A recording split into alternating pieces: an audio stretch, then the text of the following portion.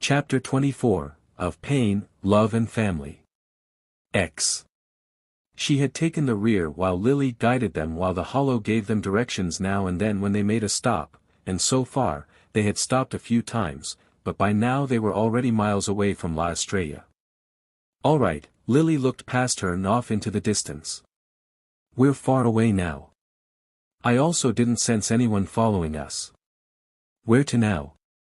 The hollow, or Sung-sun as she had introduced herself as, looked a bit shaken up. I need a minute to catch my breath. And my mind. No doubt that their choice of traveling made the hollow feel like her brain was spiraling out of control. That was the least of her worries or interests right now. She looked at Lily and a slight smile spread across her face. The younger girl noticed her look and turned her head away. She put her hands behind her back and animatedly hopped over to Lily, trying to see her face. Every time she would, Lily would move her face so she couldn't see her blush. So, the moment Lily turned her eyes slightly to look at her, she looked back with a teasing smile on her lips. It was really sweet of you to kiss Berry Tan like that. Lily's blush spread down her neck and up to her hair. Why yeah, I forgot you were there. Poking fun at Lily rarely crosses her mind. Usually she would only tease the younger girl by calling Ichigo her boyfriend or how cute they look as a couple.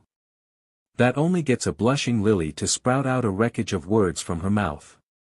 That was before, from what she saw, their friendship developed into an actual relationship. She wonders if Lily's reaction will be more entertaining to watch now.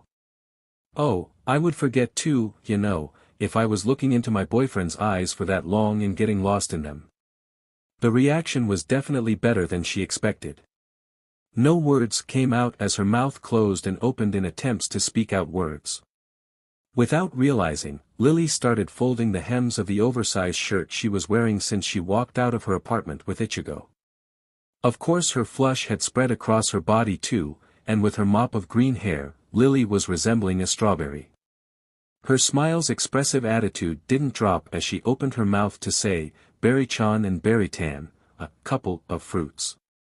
An awful joke, but it was funny for her since Ichigo's nickname comes from plays of words, while Lily looked downright like one when she's blushing this madly, a fruity couple. Besides the teasing, she couldn't help but feel happy for Lily. She wrapped her arms around her little sister and hugged her as she swung her left and right. Oh Cammy, you two are just the cutest when you've been affectionate with one another. She put her back down and held her from afar.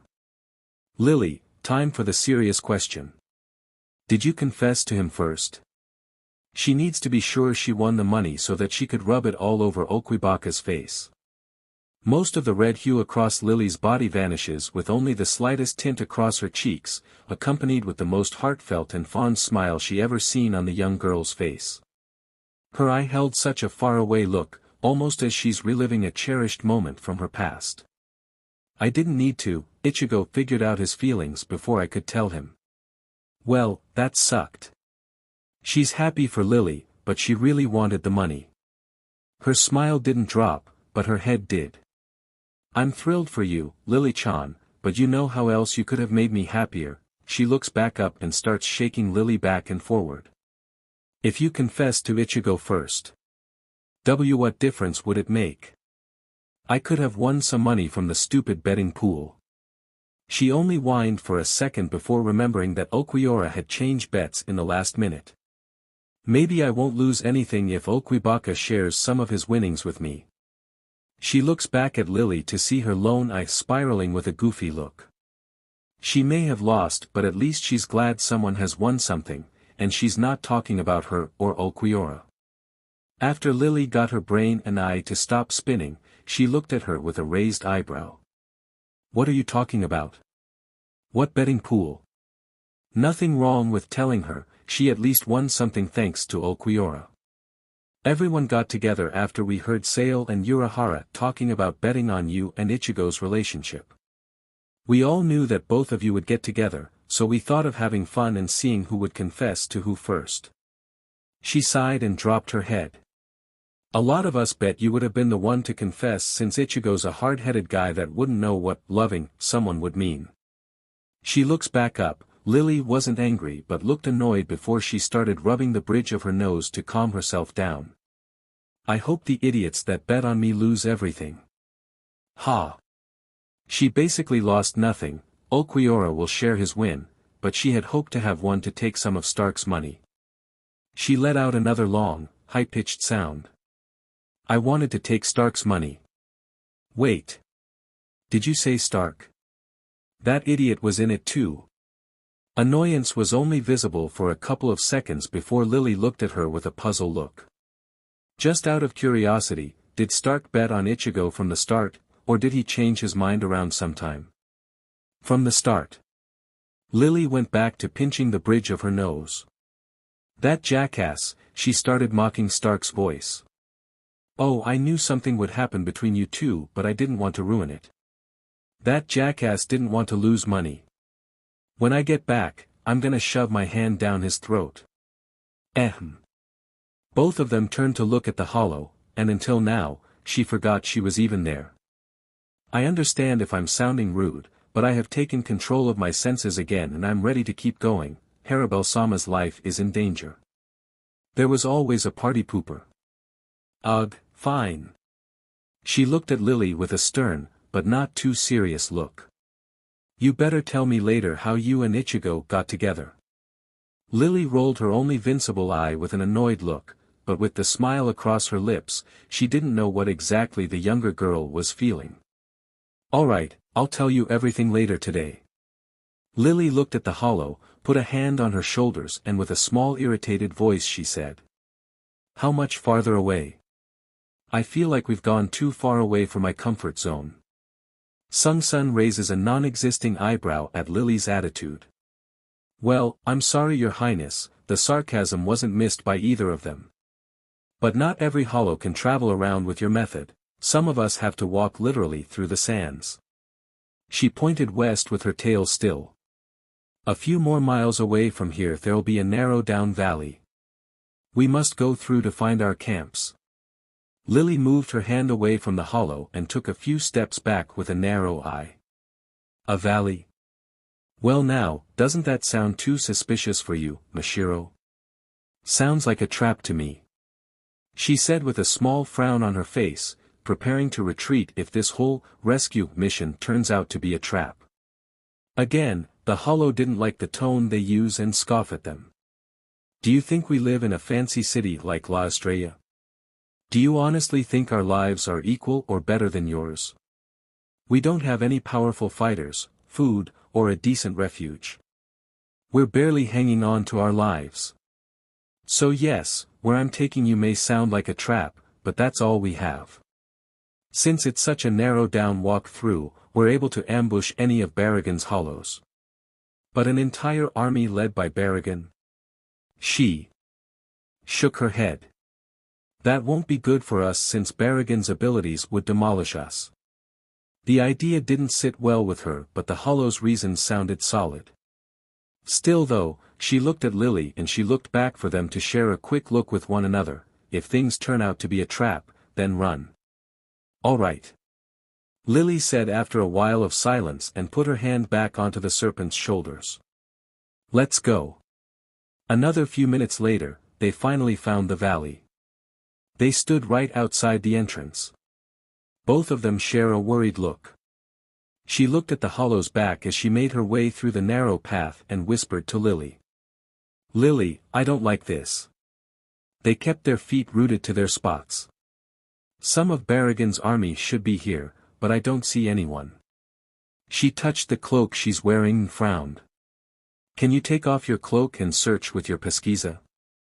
Lily was about a second away from reaching the overgarment when a very unsettling voice spoke from behind them, sending a wave of dread over their bodies as he spoke. You shouldn't listen to a snake, they tend to lie. Reactions came first. She donned her hollow mask and spun around with her leg out to kick the air and fire one of her super zero, but then she heard another voice and this one hit her in the stomach since she recognized the speaker. Suzumushi Tsuishiki, Enma Kurogi. It was Kaname. 10 seconds later, she lost all but one of her senses, touch.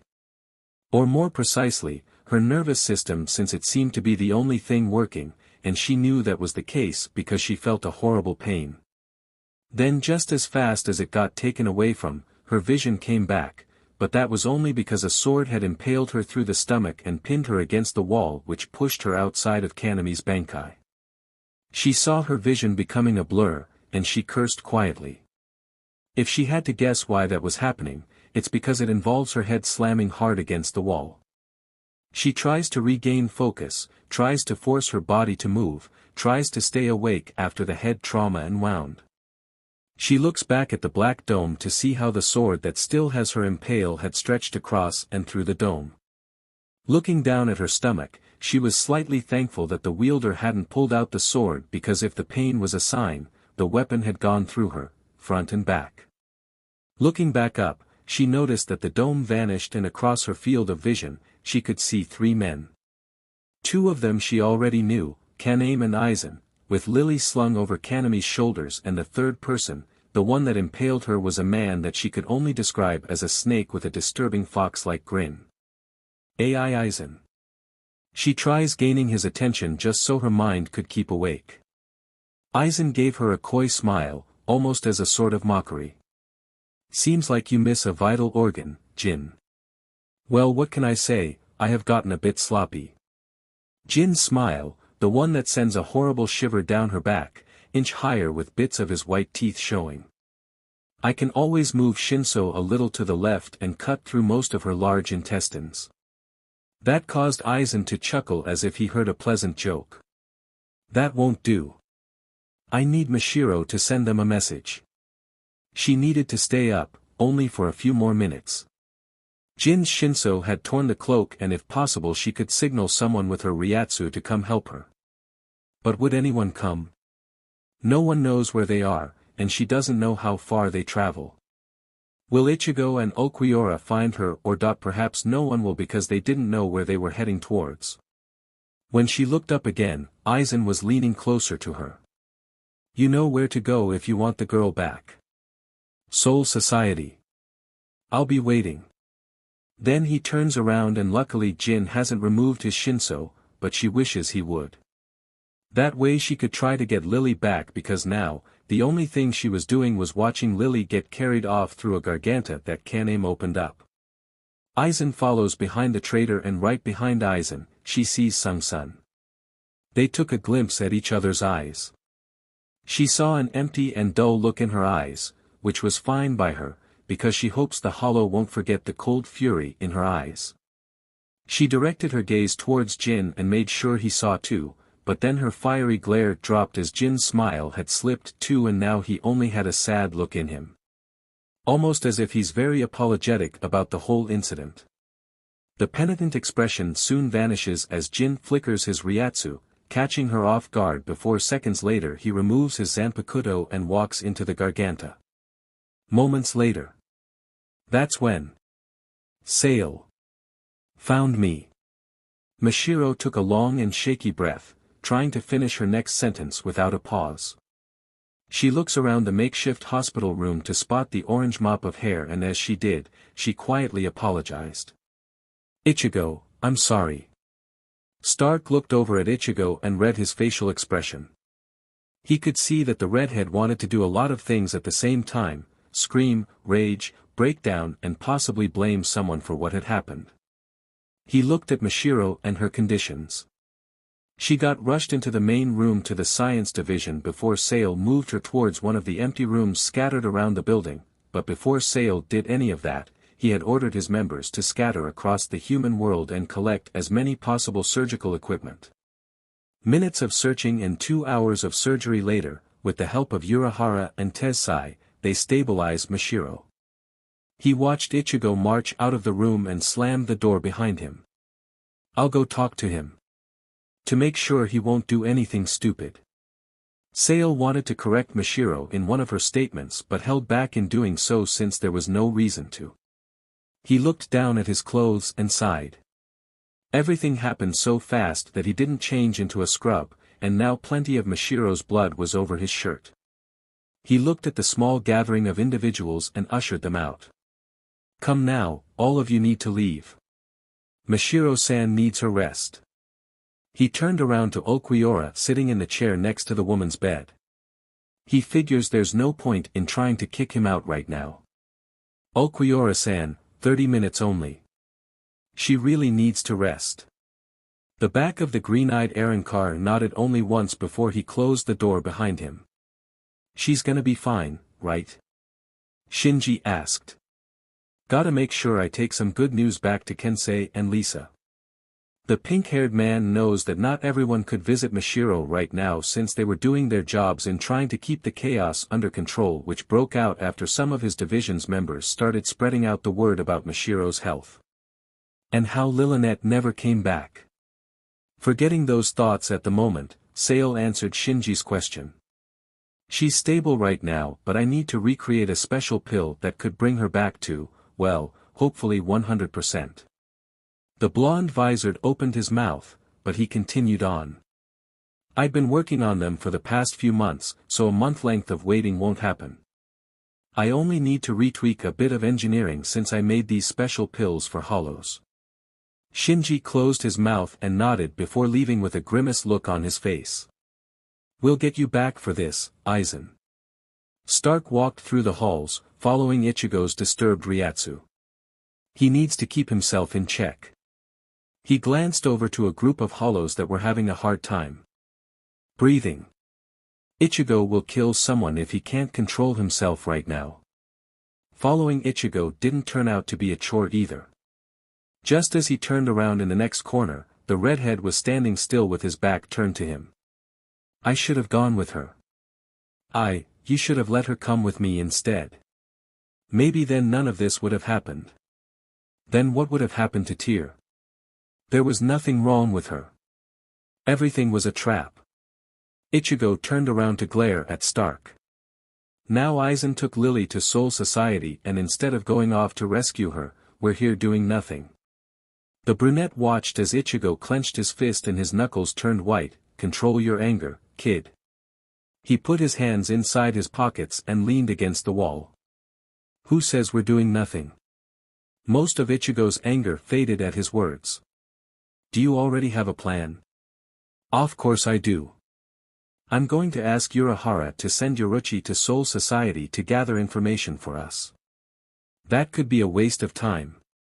Ichigo interrupted but his yell didn't make Stark flinch. Ichigo, Stark started calmly. I know that you and Lily's relationship have grown. I understand that and we're all worried sick about her, but if you're thinking about charging head first into Soul Society to rescue her, then I'm going to keep you here by force.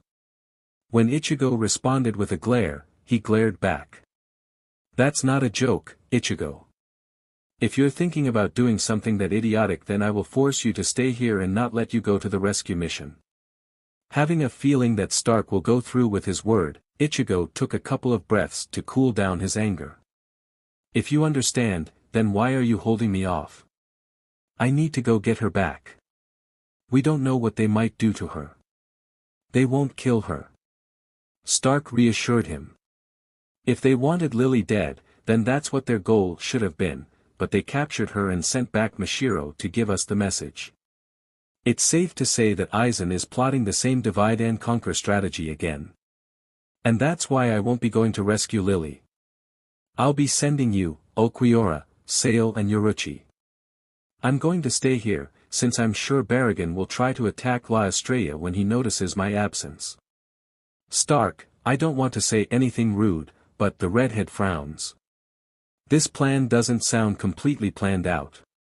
Stark sighed and rubbed his forehead. That's because it is. He then looks at Ichigo with a sad expression. I'm worried about Lily too, believe me, I really am. But I also need to keep my head cool. I can't just order an entire invasion to rescue Lily because what if the Shinigami realize the trouble that she is? What if they kill her on the spot? What if the whole thing is a trap? Again, he released another sigh. There's so many what if that we need to be careful with what we're going to do. He put a hand on Ichigo's shoulder and gave it a gentle squeeze.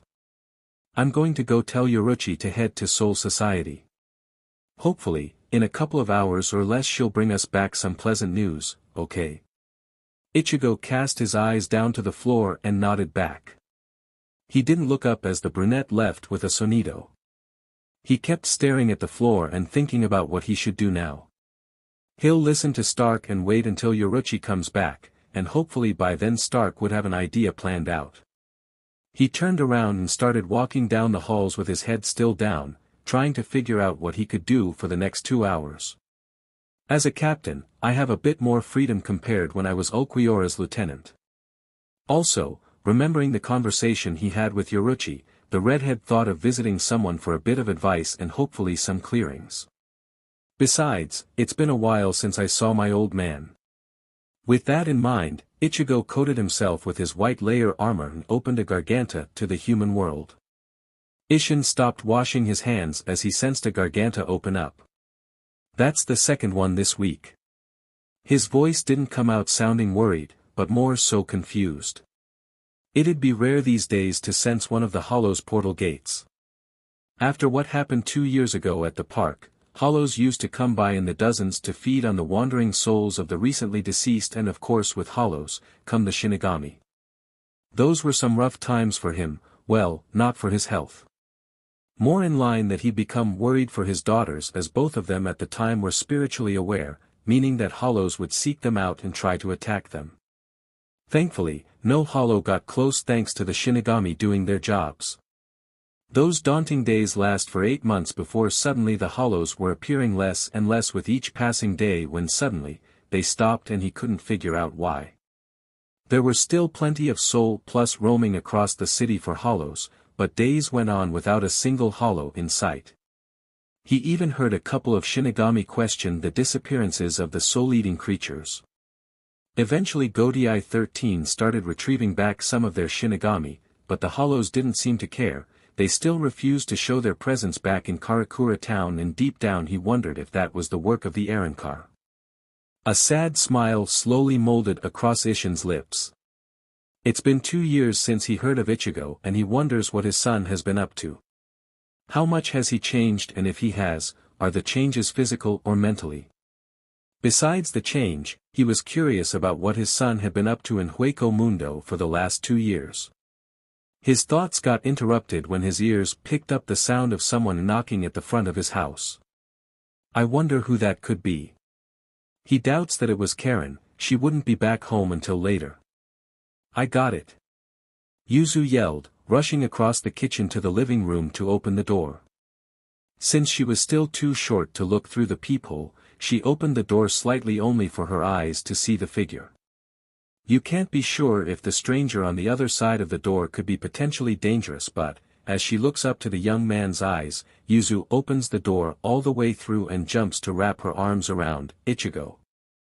Ichigo in the meantime stumbles a bit back, caught off guard with his little sister's action, but after remembering the fact that the last time they saw each other was 2 years ago and in a sour goodbye, he hugs her back and smiles down at her.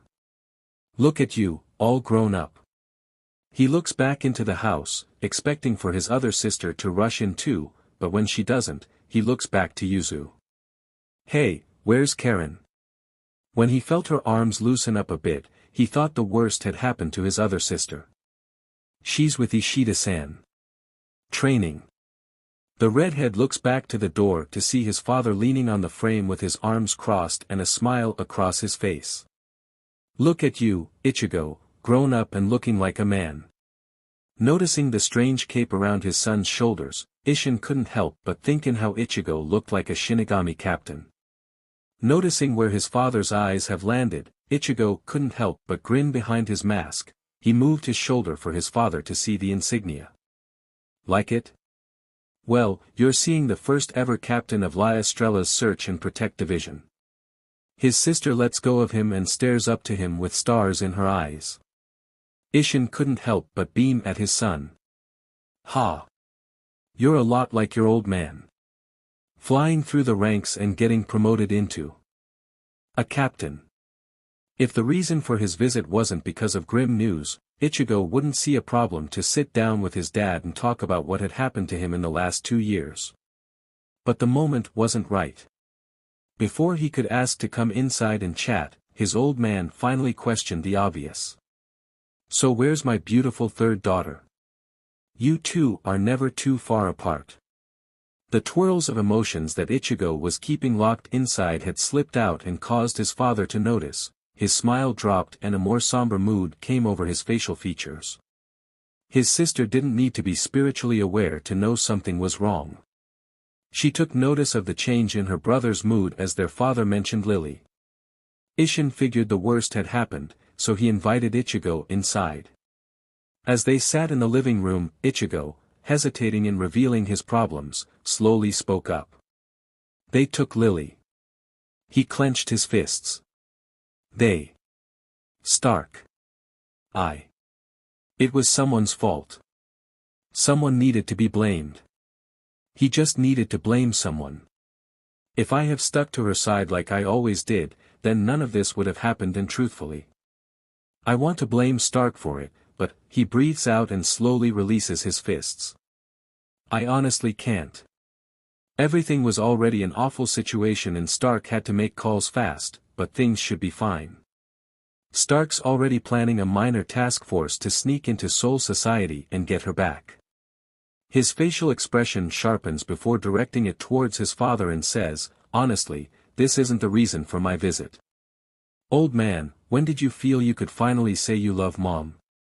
Isshin slowly rears his head back and blinks a couple of times at his son's question before things start clicking for him. The pure distress of Lily getting kidnapped, in a rush to go rescue her, and now asking the odd question of love. He wished the scenario wasn't as bad as it was right now so that he could jump around like a goofball while praising Masaki's pictures and all the while telling her how their family is finally getting bigger since Ichigo will now start working in giving them grandchildren. Maybe some other time. The Kurosaki patriarch sadly smiles at the old memories he had made with his late wife. "I didn't fall in love with her when I saved her life. That happened a few years later. I lost my powers to return to Soul Society, so I stayed with Urahara and worked for him while your mother lived on with Ishida for a while longer before she went off to university." He cupped his chin with one hand. "I worked for Urahara for around 5 months before I opened a clinic, since with the little Ryatsu I had, I could use some healing Kido to help people. Then one day, she came by and we started talking again. I guess something between us clicked because she would always come back and my heart would always jump when she did, and like many romantic movies, we dated and years later, we got married and had 3 wonderful kids." With a satisfied sigh, he said, "When she accepted me for what I was, a Shinigami, I grew a crush on her, then I started falling for her because of her personality. Then I fell in love with her because she never blamed me for what had happened to her, because she told me before that if she let people die because of a custom her family upheld, she would never allow herself to live it down. She was such a selfless soul, made me question myself plenty of times in why she would settle down with a man like me." Sheesh, to Ichigo, it sounds like his parents had the best relationship ever. Kami. Lily and I sound nothing like that. We argue about the smallest things, we complain about each other, but we still live and sleep together, and we're always at each other's throats. Honestly, we don't have any normal moments in our lives, not like we're a normal couple, anyway. It's not like your mother and I had the perfect relationship either, we had our bumpy roads. A relationship shouldn't always be perfect, and neither should your partner be." Isshin admitted, and he could see that his son was happy to hear that. A person has flaws, let it be something easy or hard to overlook. The fact is, you need to love that person very much if you're willing to accept them, flaws included. But what if that person had done something horrible, could you still love them? Isshin might have a clue to what Ichigo was possibly referring to. It could either be how he killed thousands of people 2 years ago, or be that he hasn't let go of the burden that he had eaten Masaki's soul. He sighed and said, "I told you once and I'll tell you again, I still love you, even after everything you have done, and if your own father can overlook your flaws, then anyone can." Again, Ichigo was relieved to hear that, and it got him thinking, beside what he listed, that's about the only thing he can complain about Lily, because everything else about her was what made her so great, petty flaws included.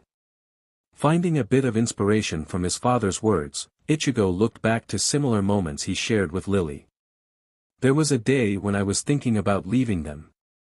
He looked across the room to the poster of his mother. But that's because I learned the truth from you. I don't know why I was thinking in doing something that stupid though. Maybe because I wanted to feel alive again, and honestly, I would have done so if it wasn't for Lily. It was the night you helped me learn about my Zanpakuto. Lily saw my training, but she knew something wasn't right. When I told her my problem about my family, you know what she said? To go live with them again. Ichigo looked back to his father and sister. The former had his expression solid, no hit to see what Isshin was probably thinking, while Yuzu looked sad about it. She said how I was making the problem harder than it was, and she tried making the choice easier by telling me to go live a merry life again, but I couldn't do it. I couldn't leave them behind. He looked down at his lap. So while I kept everyone, I sort of stayed by her side.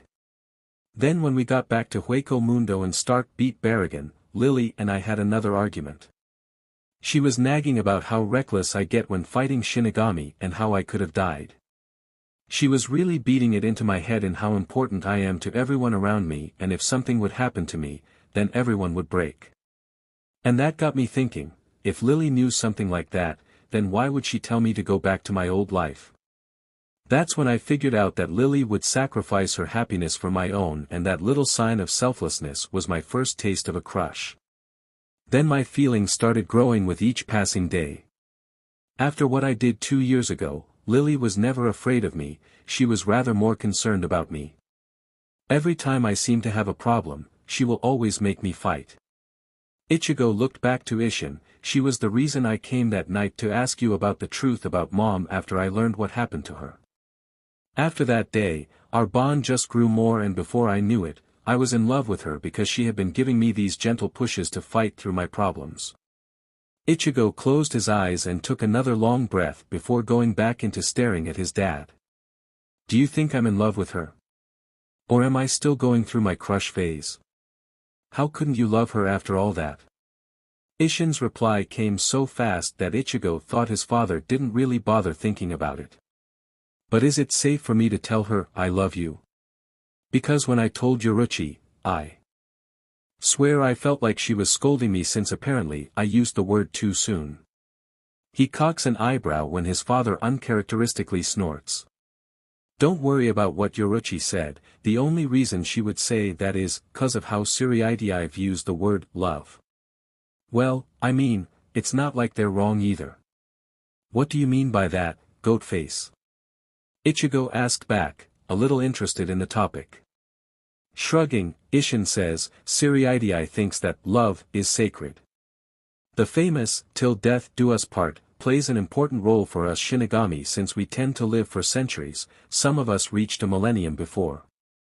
Some Shinigami take the word too lightly when really it's rather something powerful. Imagine marrying someone but you don't love them, you're going to get stuck to them, till death, because that's the oath you had taken, and Soul Society won't turn a blind eye if you break that oath. The only time love doesn't get involved in a marriage is when the nobles get involved, but who really cares for those farts with a stick up their asses? Remembering that Yuzu's in the room, he turned to her.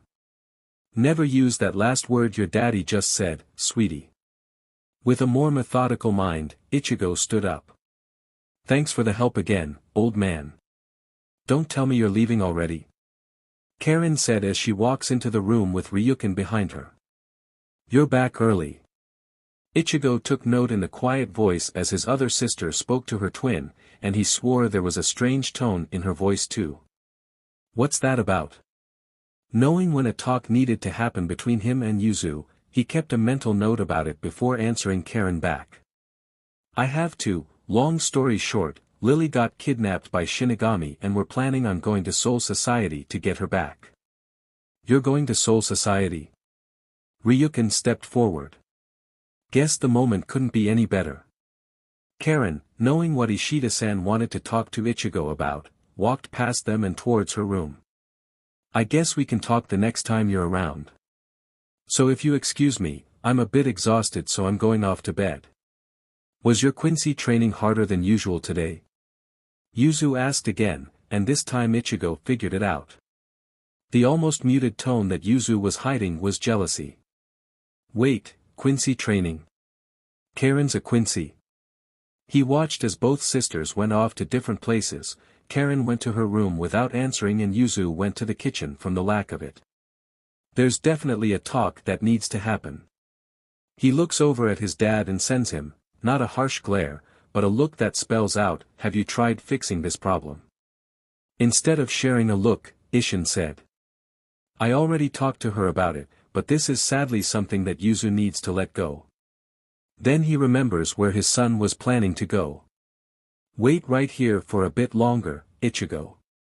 He watched his father go off somewhere before looking back at his step-uncle. So, you sounded relieved with me going to Soul Society and the reason would be? Ryukin shifted his glasses up. There's a Shinigami that I need to go talk to. Yuzu learned that sometimes cleaning dishes, dirty or not, was becoming her only home remedy of stress relief. As she rubbed the same clean plate with a bit more force, her mind drifted to a selfish thought. It was unfair. Why is she the black sheep of the family by being the only normal one? By no means was she an outcast or looked down upon by her father, in fact, he loves her just as much as he loves Karen. The only difference now between both of them was that Karen's a bit more special because she got to heritage something from their late mother. Which brings her back to her envious thought. Why couldn't she be special? Like her black-haired twin? Is not like her sister asked for it. She was the most spiritually aware of the two. Also, the training that she's doing with Ishida-san doesn't seem to be the most exciting thing ever. She has seen Karen come home from her training sections with the older Quincy with small grazes around her shoulders, arms and legs. Turns out to be, Ishida-san was not a gentle teacher. Besides, the training's supposed to be for Karen to defend herself from hollows and the Shinigami, although she has doubts about it since Ichigo and company are important in Hueco Mundo and if they order the hollows to leave them alone, most would follow but maybe the few that won't are the ones Karen is preparing herself for. As for the latter, she doesn't know why the Shinigami would be after them but from what she heard from Ishida-san, just by being a Quincy, the Shinigami won't bother protecting you from dangers and sometimes the Shinigami will turn out to be the danger. So perhaps being a Quincy wasn't something for her. Then, perhaps, a hollow like her brother? No, that's just wrong to think of any, unintentionally, envy thoughts towards her brother's fate. Ichigo died. He had to die, literally had to die to be what he had become, and even then she didn't know if she couldn't possibly go through with it. Hollows, from what her father and Ishida-san had said, are souls that became corrupted and turned into monsters that feed upon other souls. Even though her brother was different, as were Stark and Lily, from the brief conversations she remembers having with Sale and Ulquiorra, their hollow life was a test of survival, both mentally and physically. They had to eat souls and have to be sure the souls they devoured wouldn't turn on their mind and erase their existence. There's also no knowing if she would go through the same fate as Ichigo.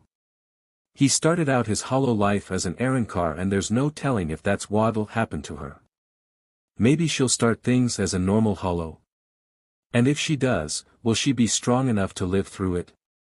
Again, perhaps being a hollow isn't the choice for her. Then what about becoming a Shinigami? Yuzu stopped scrubbing to reflect the idea. Thinking of becoming a Shinigami had never crossed her mind. She saw herself as a more gentle spirit that she seemed more associated with Quincy's lifestyle, but she only thought of that because she just wanted to have a little piece of her mother inside of her. Karen seems to live that life instead of her though. Karen got to be a Quincy. Ichigo got to be a hollow.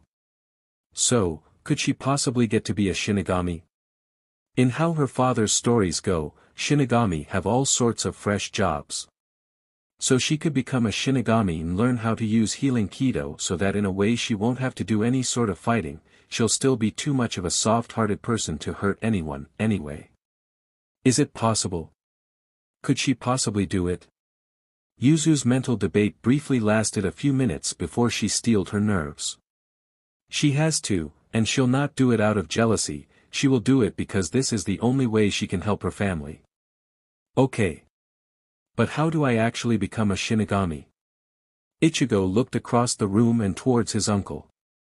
I get why you want to come to Soul Society, and I have no problem with it, but I got to convince Stark first. He crosses his arms in front of his chest. Also, you don't look ready to invade Soul Society. Ryukin looked down at his attire and frowned. You're right. Wait, where the hell are you going? The redhead asked the Quincy as he headed towards the door. I don't have time to wait for you, we need to leave already and see if Stark has a plan ready for us. Stopping at the door, Ryukin turned around and scowled at him. I am heavily unprepared, I must fetch a few items. Also, I'll only leave for a few minutes. I will give you 5 minutes. Ichigo muttered as the older man left just as his father came back to the living room before standing next to him. Don't be like that, Ichigo. Ryukin had been hoping for a day like this to happen. Isshin then handed his son a letter inside a close envelope with the kanji symbols reading Shiba. I don't know if by any chance you'll be staying in Soul Society for longer than a week, but if you are, then you should give the Shiba clan this.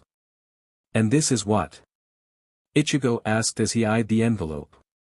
Don't worry about it, it's not important right now. Did his old man not learn his lesson of keeping secrets from his family? Before he could question him about it, another thought about Lily came to him. Hey, Dad, do you think that it's weird for me to date Lily knowing that she's possibly a few years older than me? And by a few, I mean a couple of 100 years older than me. Do you think that's odd or wrong? Isshin lifts one of his brows and says, you know, I asked your mother the same thing. She was 25 at the time and I was already a little over 200 years old. When I asked her about it, she got a bit, he sweat dropped as he said, sassy with her reply. Actually, that's around the same time I started falling for her. Before Ichigo could ask anything else, the faint sensation of his uncle's Ryatsu perked him up. As the door opens to reveal Ryukin, he notices the change in clothing with a few items around his waist. Gone were his work uniform, and he now wore a long, white trench coat over a white form-fitting, high-collared tunics with equally slim-fitting pants and shirt with a blue line running down the middle. Around his right wrist hangs a cross in the shape of a star-shaped pentagon, and around his waist were several thin, silver-colored weapons. Ryukin looked down at himself again and couldn't help but to think how strange fate seems to be. Here he was, wearing his old Quincy uniform, something that he promised he would never wear again. If my father would see me now, would he be proud? Shaking his head, he looked towards Ichigo. I'm ready. Parent and child didn't speak until Ichigo was already by his uncle's side. I'll get her back. He tapped the air to open a garganta. Then I'll properly introduce her to you. Isshin got the hint that Ichigo was sending him. He grinned and said, then I can't wait to officially meet my third daughter. When his son and friend disappear after the portal closes, his grin lowers down into a simple smile. Ichigo's turning into an excellent man. And what have I been doing? Nothing. My daughters aren't talking to each other and I have done nothing about it. He already talked with Yuzu about it once before, so perhaps a second time won't be too bad. He turned around to go into the kitchen and talk with Yuzu again when he stopped upon seeing her walking out from the kitchen with an atypical scowl on her face. How? Do I become a Shinigami? Dot. Dot. Dot. How? How about I tell you about the birds and the bees instead? Are you sure you haven't seen him? Gerald asked the misfit group that includes Minoli, Loli and their new acquaintance Sora. Although Rudborn and Zamari are part of this strange mismatch group, they were busy keeping things under control. Loli clicked her tongue and glared over at Sora. Guess you were wrong. This isn't Ichigo. But I was sure. I can sense a bit of Captain Kurosaki's Ryatsu. Sora argues back. He sensed some of Kurosaki's Ryatsu on the hollow. With Sora and Loli arguing in the background, Minoli's shoulders dropped before sighing and explaining things to Gerald. This is Sora, he's rather good at searching people with their Ryatsu. We were hoping he could help us find Ichigo and asked him about Lily. The guardian frowns before leaning closer to Minoli. Word got around fast, so there's no way that these two haven't heard about it. Minoli-san, you don't need to ask Captain Kurosaki about it. You already heard about it, haven't you? Her response came in a slow and shaky nod, which only made Gerald breathe out just as equally slowly. Then the reason for Captain Kurosaki to not be here is if he went to Soul Society. He clenched the weapon that Ichigo left behind at Minos Park, and when he saw that Minoli was curious about it, he opened his hand. It's Captain Kurosaki's Zanpakuto. Sora looked over at the black blade in the hollow's hand before pointing it at it. See? That's what I was sensing. Hearing them go back to their quarrel, Minoli excused herself from Gerald and started walking back to her sister, but before she could, she felt a hand on her shoulder. She turns around to see Gerald handing over Ichigo's sword to her. If you're looking for Captain Kurosaki, then please give it back to him. I would do it myself, but I must return to Minos Park. Things are just as shaky down there as they are here. Gerald said before leaving. Minoli watched him for a bit longer before turning to Loli and Sora. Come on you two, we need to tell Stark-sama. And tell him what, exactly? Loli asked. Obviously that Kurosaki-san had left and is trying to bring back Lily. Sora looked up as he sensed a Garganta opening before suddenly he sensed Ichigo's Ryatsu. He's back. And he's not alone. You mean he got Lily back? Both sisters yelled out. No, it's not Lily. It's someone else. They wasted no more time, they started running back to Escudo's. Garganta closing behind them as Ichigo quietly guided Ryukin across Escudo, the Quincy couldn't help but take quick glances around him. Everything looked so modern and couldn't help but think how this couldn't possibly be Hueco Mundo, but of course it's not like he'd been to the Hollow's home world before. Though it doesn't take a genius to see how Hollows don't live with such comfort. He glances over a group of Hollows with humane features. Hueco Mundo is really strange. Ryukin kept quietly following Ichigo as he led him towards a room with the doors possibly reaching 10 meters. With a mighty push, Ichigo burst into the room full of Escudo's captains and lieutenants, well, most of the lieutenants. Stark didn't have Lily, but Yoruchi was by his side. Sale and Urahara represented their division without a lieutenant and Mashiro was out of action, so Kensei was alone, but Okuiora had Zamari and Shinji had Lisa, whom was wearing a shortened, white, hakama resembling a skirt. Nice for ya to join us, Ichigo. Shinji looked over at Ryukin before pointing at him. You don't mind telling us who that is?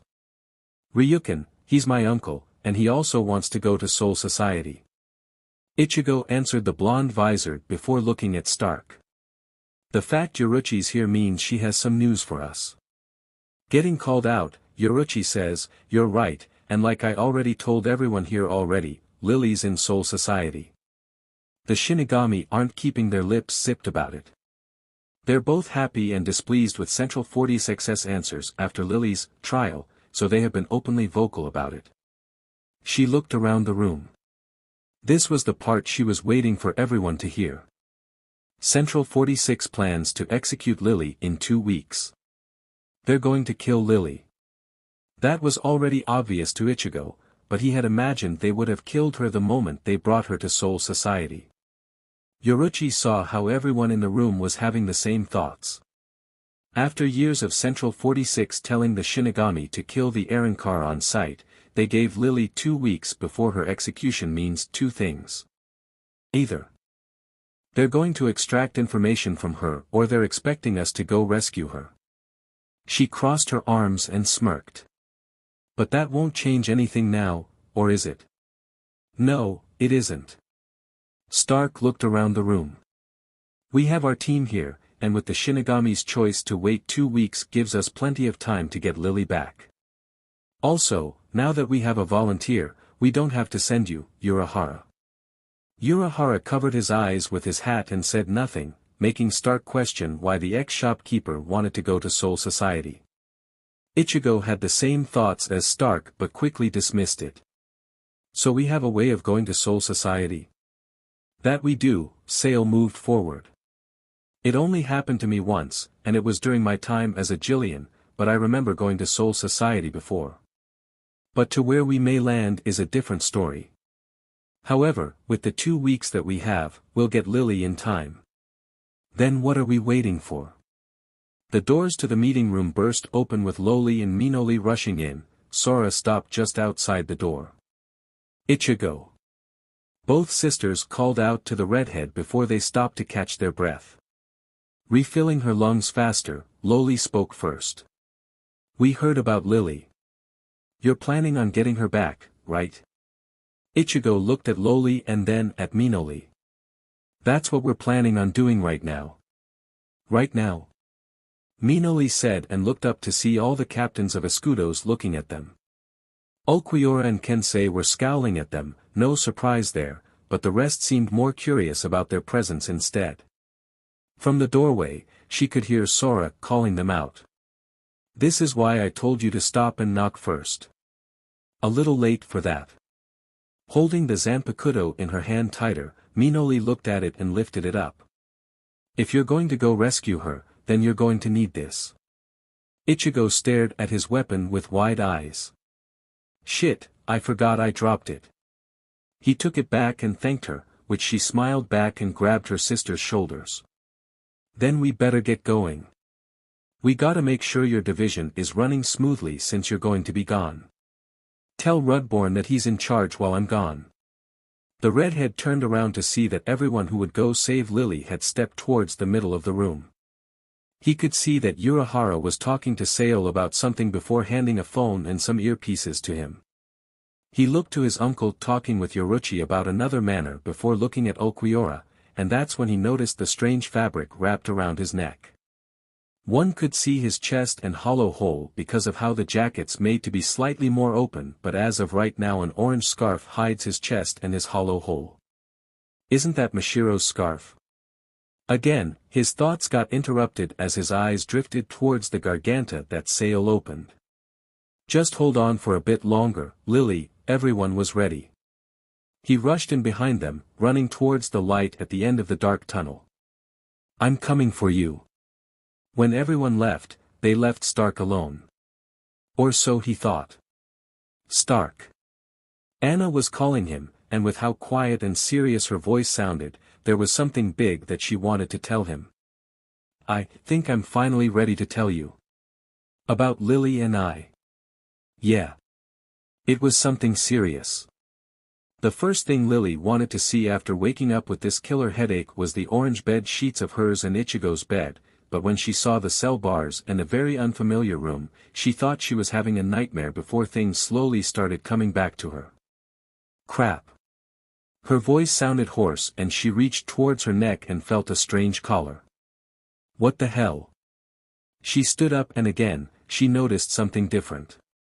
She wasn't wearing her usual clothes and was wearing a silk white robe instead. Great. I'm a prisoner. That you are. When a woman's voice reached her ears, she looked towards the other side of the cell to see two Shinigami. She wasn't familiar with the woman, but she was familiar with her short-size acquaintance. Hitsugaya Toshiro. When she glared at him, he glared back. Toshiro remembers nothing important about the girl besides the name that Kurosaki had used. Good to see you again, Lieutenant Gingerbuck. You'll get to chat with her in a bit, Lieutenant Hitsugaya.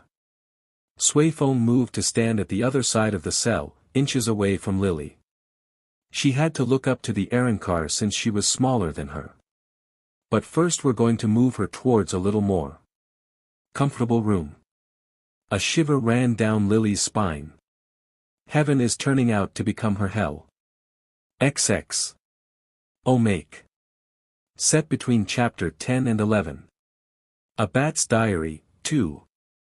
Hello. He wrote the word across the dirt in front of her with a stick. He was sitting at the ground cross-legged, a few feet apart from her as she sat on the ground on her knees. Since the last time, about a week ago, the only thing he had learned with Ichigo was simple head gestures to respond with and some few words that he can right now too. But why am I bothering to talk to her? Why her? Was it because of what she said last time?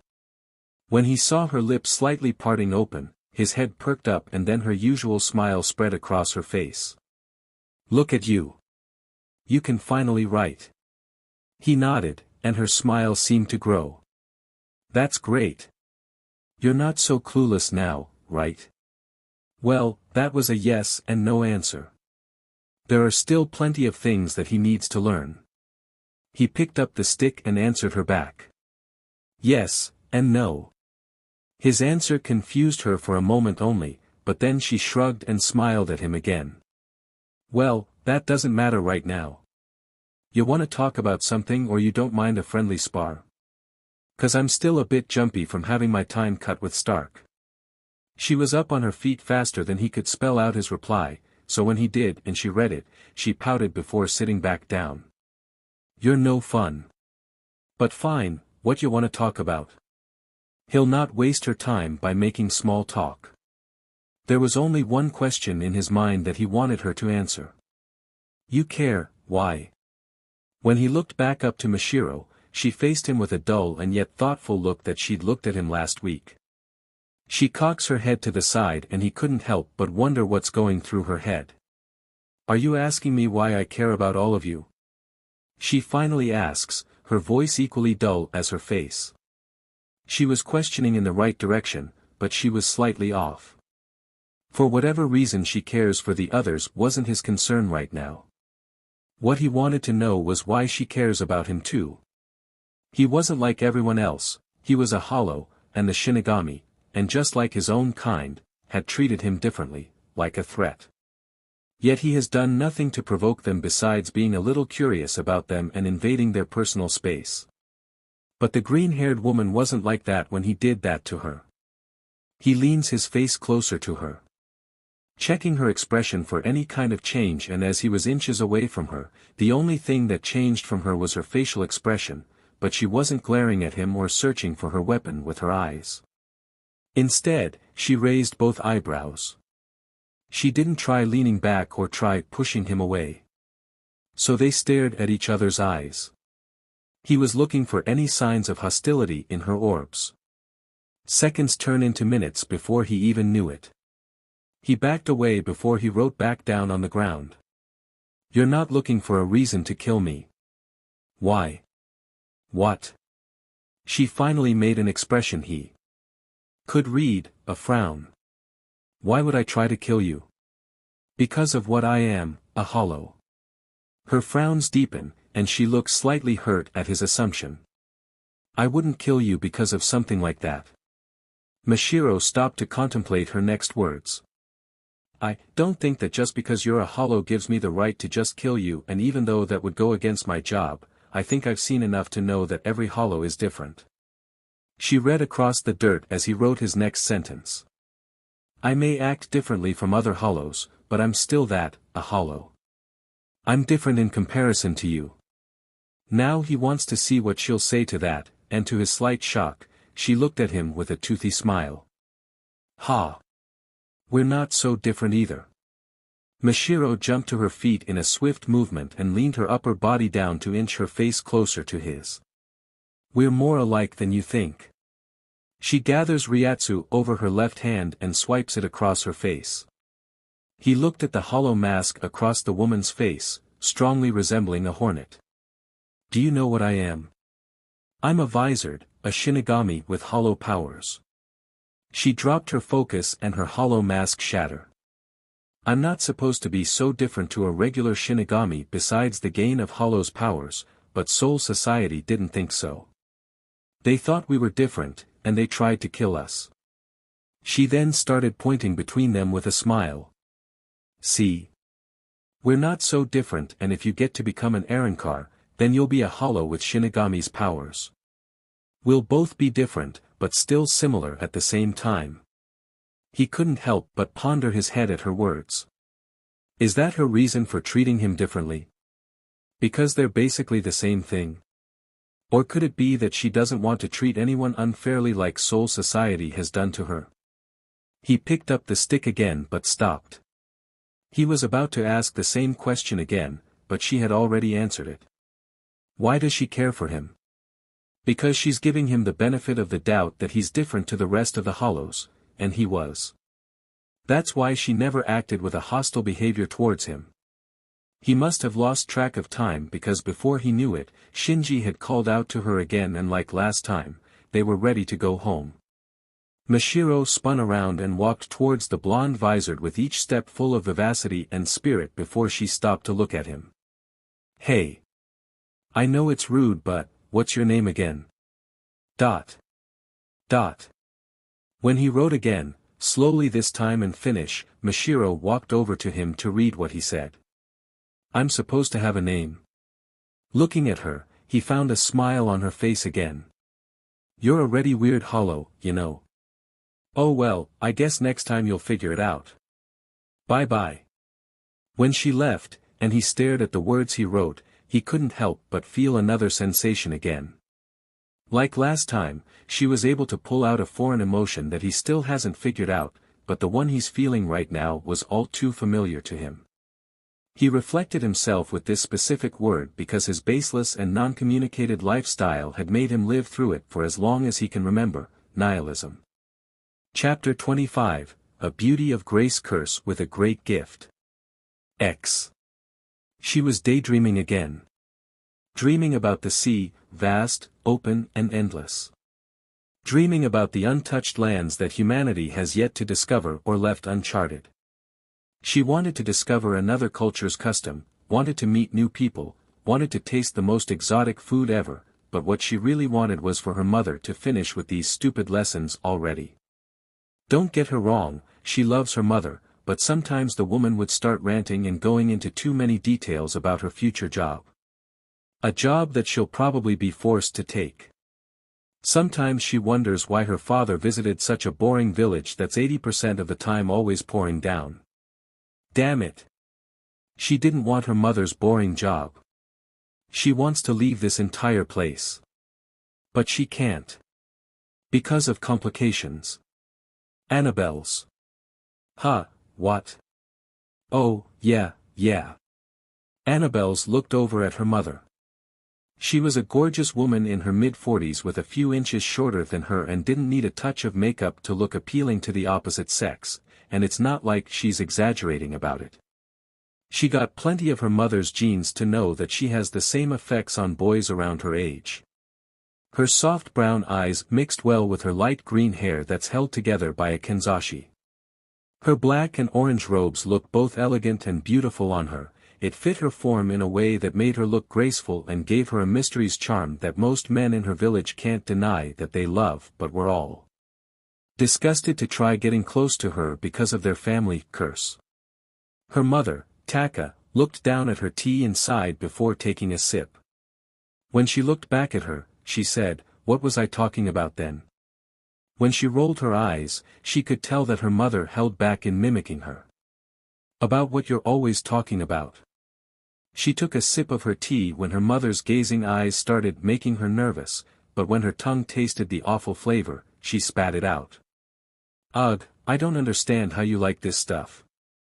It tastes so bitter and salty." Taka sighed again and sipped her drink as if it was water. "I told you 1,000,000 times already. This special drink clears our mind and soul. That's how we're able to see the spirits." She glanced at her before closing her eyes and saying, "You should, at most, try to get used to its flavor. One day you'll be living this life." "No, please," she doesn't want to hear it again. "The village will hold you in high regard." "No they won't. Soon after I." "Yeah. After what?" Anna raises her voice and it echoes throughout the empty shrine. "After you die." "Ha. How much longer are you planning on living before the Amamiya's curse catches on to you?" From what I remember about Grandma, she lived to her late 60s before she died from the spirits. I'm only 24 and you're already planning on leaving me and Lily behind so that we can serve this village as their priestess. Is the duty that hard? Well, guess what? I don't want any of that, and guess what, I'll make sure Lily won't do it either. I want to leave this shitty village and their shitty spirits. Realizing that she was yelling, she closed her mouth and looked down at the bitter drink in her hands before gulping the tea in an entire go. There was a pregnant silence in the air, and Anna couldn't help but feel uncomfortable and stupid because of her outburst. She looked down at the village through the window, where the shrine's built. It was pretty high to see most of the village and its residents. How can you accept this? Have you heard about what they say about us? They think we're a cursed family and not the spiritual priestess that's supposed to keep evil away. In fact, they think the exact opposite. They think we're the ones bringing evil to this shitty place. She looked at her mother to see that her eyes were also looking at the village. Mom, why didn't you want to go with Dad? Isn't he some big politician back at his homeland far up north? We could have been living a better life than this. But you stayed here, and he put another bun in your oven before leaving. I mean, I'm very grateful that he doesn't forget about us and he sends us currency and gifts, but wouldn't we be happier if we had lived with him? Her mother smiles at a particular memory. You father, Addison, knows what my duty is. He has seen what I'm supposed to do, and even though I love him, I couldn't leave this village. Our family has been guiding the spirits to the afterlife for the past 4 generations, and because of it, we have been keeping peace between us and them. If we leave, then their blood will be in our hands. Before the younger woman could ask the next thing in her mind, an icy shiver ran down her spine and she turned around. Someone just got here. When she finishes, an elderly man phased through the closed door. Old Man Kai. Annabelle's knew this man as the local blacksmith. Like any blacksmith that worked even to their senior years, Kai wasn't a scrawny old man. He was of average height with a tanned, plump built with brawny arms carrying plenty of burn marks and scars that told stories of both failures and achievements, no sort of facial hair above or below his head since he had shaved himself bald. Sheesh, did you die while working, old man? Kai's brown eyes looked down at his black torn-up shirt and leather trousers before snorting at Annabelle's comment. For your information, a blacksmith is always busy and one must be ready for when a request comes forged. He sighed and rubs the back of his head as he looks up. But I guess, I was nearing my end. All I did was take a brief nap, and before I knew it, I woke up next to my corpse with a chain on my chest. When he looked back at the Amamiya family, he cast his eyes to the floor. I'm sorry. Annabelle's knew about what he was apologizing about. They all do once they pass away. She looked towards her mother to hide her expressionless face from the blacksmith. What are you sorry about? Annabelle's. Kaka spoke coldly as she knew what Anna was trying to do. She had warned her before to not ask such a question that she would then hurt them with. We talked about this. Yeah. And you know what else we talk about? Anna looked at her mother with such fury that she didn't care how she flinched from the look.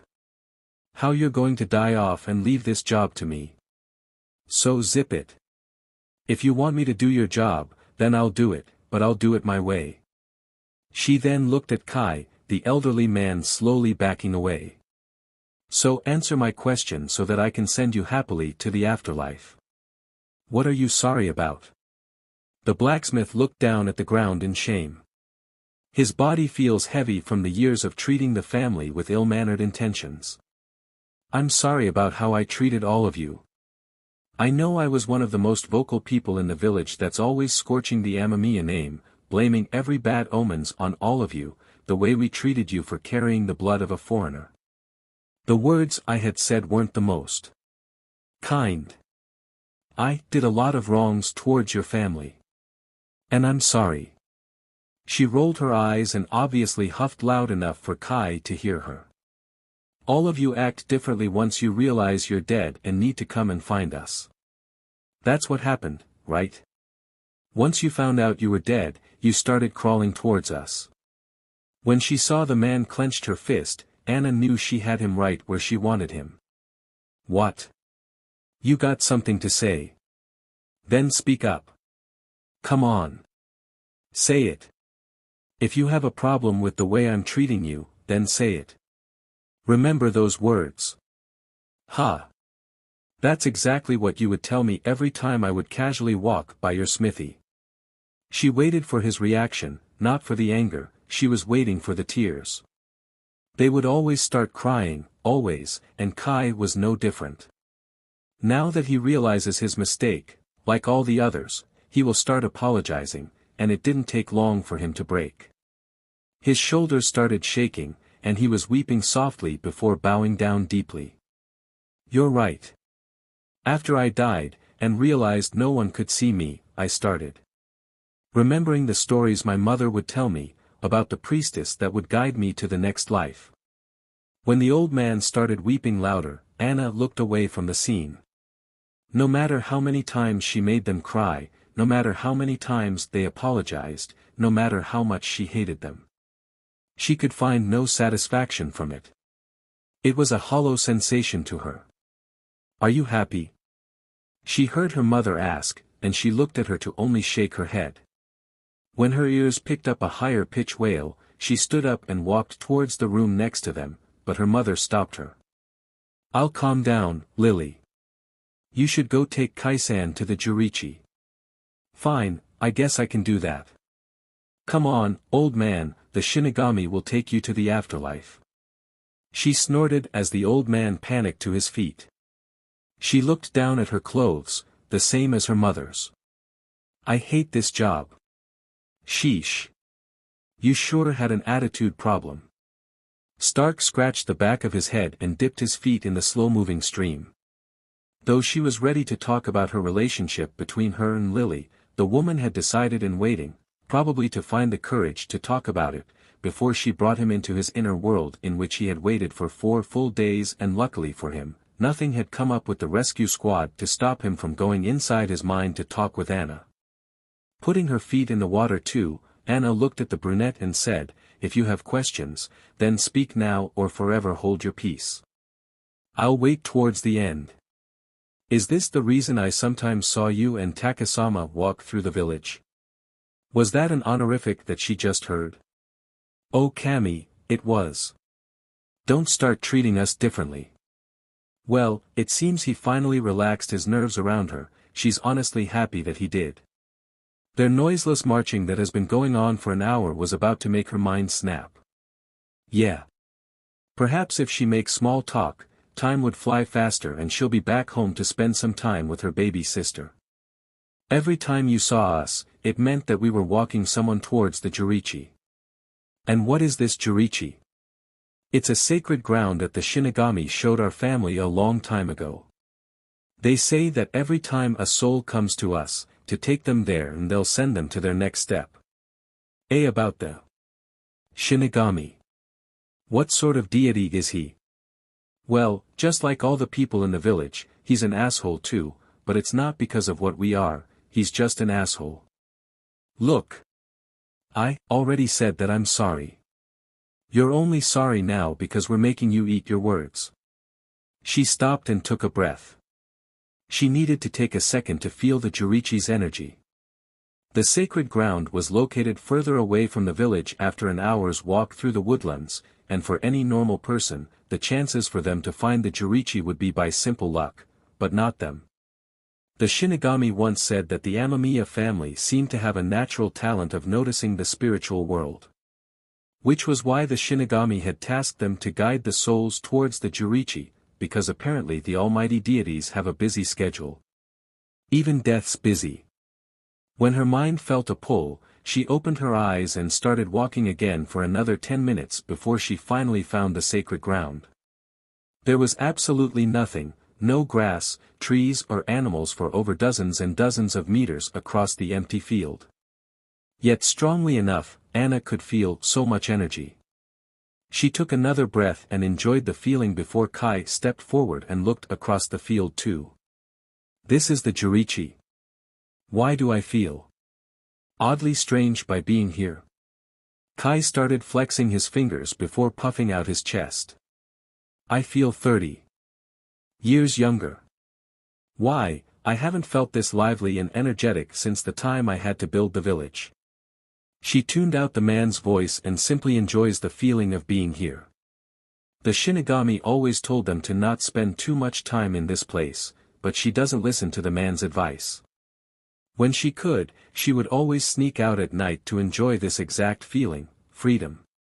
If only I could find the way to break the shackles I was born with. She didn't want to be an Amamiya, she wanted to be a gingerbuck like her father. The only thing he left behind for me are his pink eyes. Her mind drifted to another and the most recent concern. Lillinette, her baby sister. Her father had visited them a year ago, he had visited them plenty of times before, so he was never actually out of their family picture. Besides the gifts and money that he would usually leave them with, this time around he gave them a little something more. 9 months later Lily came to this world to ruin her entire plan. Though she'll never say that she hated her father for it. Her father made the harsh boat trip from his homeland way far up north to them every 5 years, and the stories he usually brings along with him always make up for the lost years. Again, she's always wondering why her mother never left with him. Maybe if she had, she wouldn't be planning on running away, trying to break the chains of her fate and live a free life. She just can't stand the village and its residents anymore. Life was hard when she was growing up. When she was little, about 5 years old, she realized the looks and treatments villagers gave her family. They had never laid a finger on her, but the yelling and the glaring was just as equally abusive for her as a child. Her mother had kept her locked up in the shrine for years too, and she won't blame her, because she can't. It was in her mother's best interest that she lived her life a little more peacefully, but the quiet life wasn't for her. She felt trapped. Her mother possibly saw the stressful environment she was living in because at 7, she thought it was a smart enough idea for her to be ready for her future. At 7 years old, she learned that such things as spirits exist. It was at 8 years old when she followed her mother to her first trip to the Jurichi. It was at 9 years old when she could finally see the spirits, and at 10 years old, she was sick of it. The life her mother wanted her to live was a fate worse than death. The daily routing of waiting for someone's spirit to come to the shrine before guiding them to the sacred ground wasn't why she hated it, it was the looks the villagers would send them when they walked through the village that she couldn't stand. They would glare. They would whisper. They would shun them. She would hate them for it. Glares that have no reason to be on their faces, the whispers of the harsh words that would break someone's spirit by just hearing them, the ignorance of their family's existence. It all pissed her off. At 15, she had enough, and it was her first incident with Kai. Like any of her normal days, she and her mother were walking a soul towards the Jurichi when her ears heard the obvious, loud voice of the blacksmith with words such as curse, witches, crazy, whores coming out of his mouth, and when she looked at him, just a little look, no glare, no nothing, Kai would then say that awful sentence. If you have a problem with the way I'm treating you, then say it. Those words always seemed to be what the rest of the villagers wanted to say to them, and sometimes she wondered why they hadn't tried to kick them off the village or possibly kill them, because they really seemed to blame their family for every little bad thing that happens to them. If the crops go bad, then blame the Amamiya. If your most healthy livestock dies, then blame the Amamiya. If the rain is ruining your business, then blame the Amamiya. If someone you care for has died unexpectedly, then blame the Amamiya. Everything was their fault. But once someone dies and they come to the shrine, their attitude changes. She hated that. She hated this stupid, shitty life. She was so close to leaving everything behind, but her father just had to visit and leave her with a baby sister. Which is why she can't leave. She doesn't want Lily to grow up in the same environment as her, where people would blame her for simply carrying the Amamiya name. So she'll stay until, and Cammy please forgive her for what she's going to say, her mother dies so that she can take Lily away from here. She needs to be strong. Needs to stay strong for Lily's sake and future. Everything will be for Lily. When Kai was making himself known again by talking louder, she was about to turn around and yell at the man when someone with a low raspy voice beat her to it. "Can it already, old man? I can hear you from a mile away." She turned to Kaneko Takashi. He was a tanned, mid-30 looking man standing at 6 feet 4 inches, with broad shoulders and an athletic body type. His brown hair shaved from the sides with only a tail-like length of hair growing down from the back of his head and braided with its tipped dye a gold color. He's an asshole that's really just trying to pretend to be a hard ass by acting like an asshole. When he turned his whiskey-colored eyes on her, he said, "Where's your mother at?" "Lily." "Ah." That was a sufficient answer for him. "How many months have you been doing your mother's work?" 5. 6. He started walking towards the old man. "A year. It's been a year since I've been doing Mom's work. Don't you remember telling her how she couldn't come here anymore because then Lily might have been born spiritually aware?" Anna watched as the man pulled out his zanpakuto before tapping Kai's forehead with his sword's pommel. She watched as the act of Kanso sent the old man to the afterlife. "I think the magic wand's broken. I knew the old man my entire life and I can tell you he deserved to go to hell instead." She saw a few incidents when a soul goes to hell. Takashi groaned before looking at her. "I told you about this already. The axe that he played overlooks the treatment of one person. So you're telling me it's okay for him to treat me and my mother any way he wants because as long as he does enough good, he can go live happily in soul society? What kind of sick joke is that?" She pointed towards the direction of the village. "So what's going to happen to me when I die? I hate this village and everyone living in it, and I'm planning on running away with my sister the moment my mother dies so that we can live a happy life. Is that going to send me to hell or to soul society?" Sheathing his zanpakuto, the Shinigami walked up to her with his arms crossed. "Don't do any wicked acts as a human and then you won't go to hell." Scowling at him, she turned around to walk back home when she noticed Takashi stopped beside her.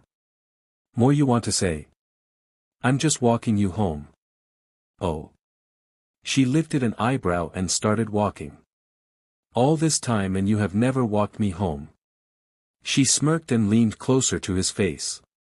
"Finally getting bold with me, Takashi-kun, smack, ouch. What the hell was that for you, jackass? Don't just smack me at the back of my head." "Oh please, that was just a smack, ouch. That actually hurt." "Good. It's meant to hurt." She rubbed head for a little longer before asking questions again. "Okay, jokes aside, why are you walking me home? You never did it before, so why are you doing it now? There has been a hollow sighted here. Usually they wouldn't go near your village since the only two spiritually aware beings would be you and your mother, but I'd rather not risk it." He looks at her and says, "That's why I'm going to tell you this right now, don't try coming here for the next couple of months. I need to get rid of this hollow before it harms anyone." She looked forward before asking another question for the man.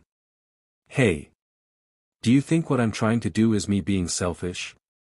Takashi ducked under a tree branch. "If you're talking about running away with Lily after your mother dies, then, yeah, I'll say it sounds pretty selfish that you want to live a peaceful life and leave all the wandering souls to their demise." As he felt her mood drop, he added, "Although, I think it's for the best that you get to live your life now.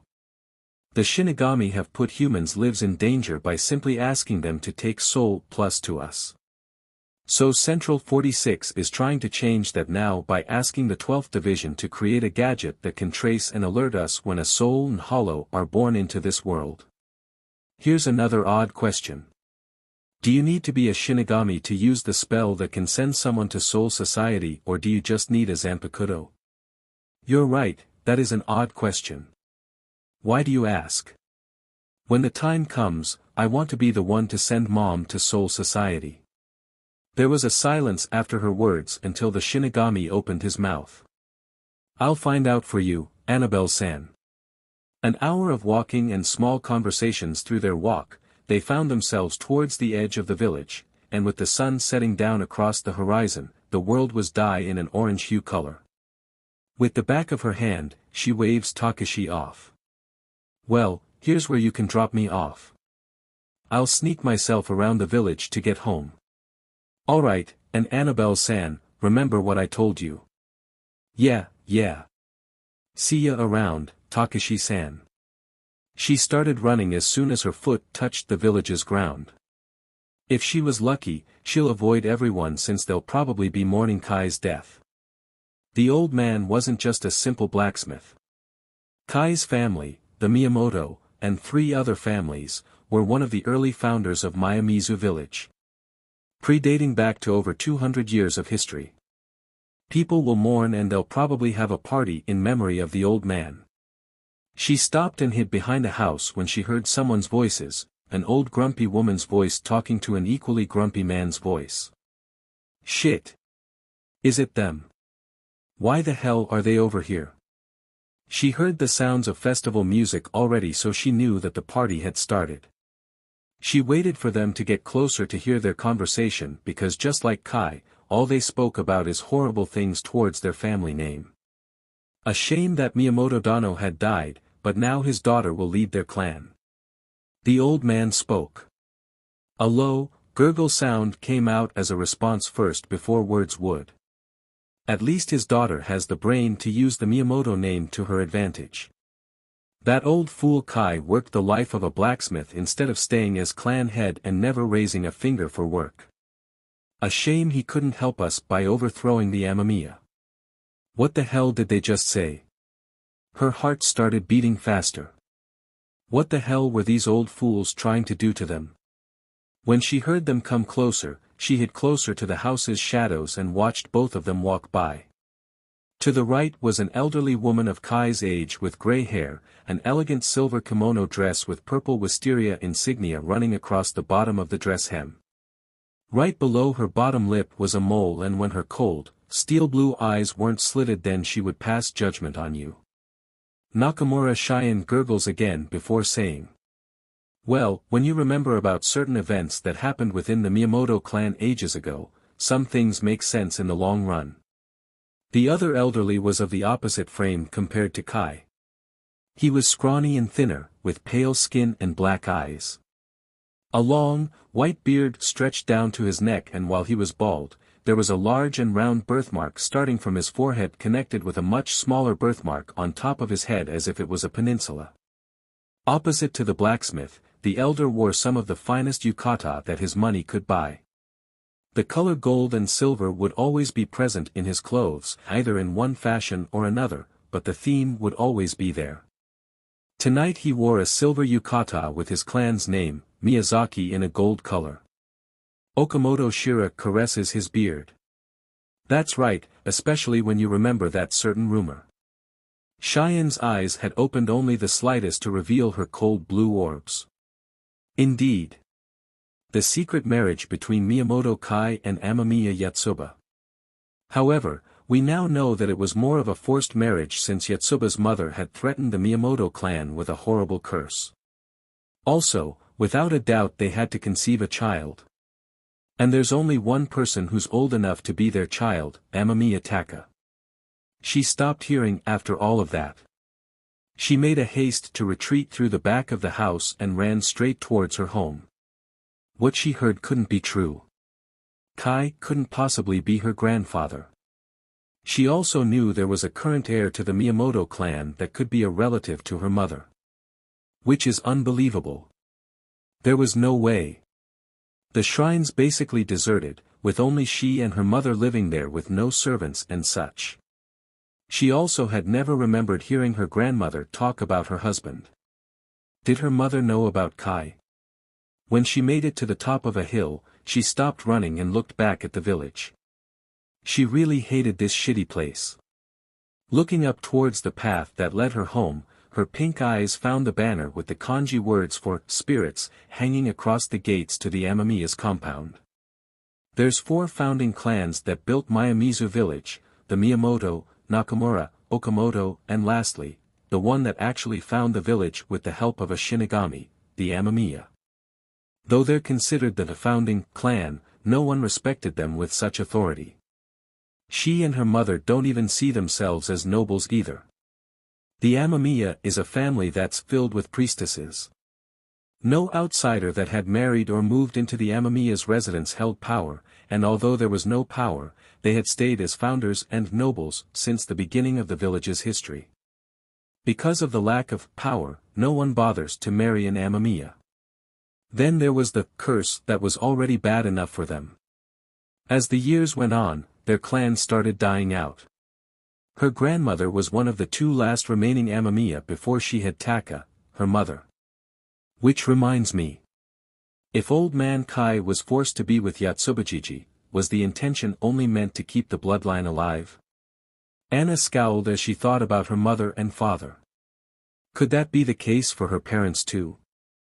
Her mother only wanted to keep the bloodline alive, and to do so she threatened her father. Or could there possibly be a slight chance of love between her parents?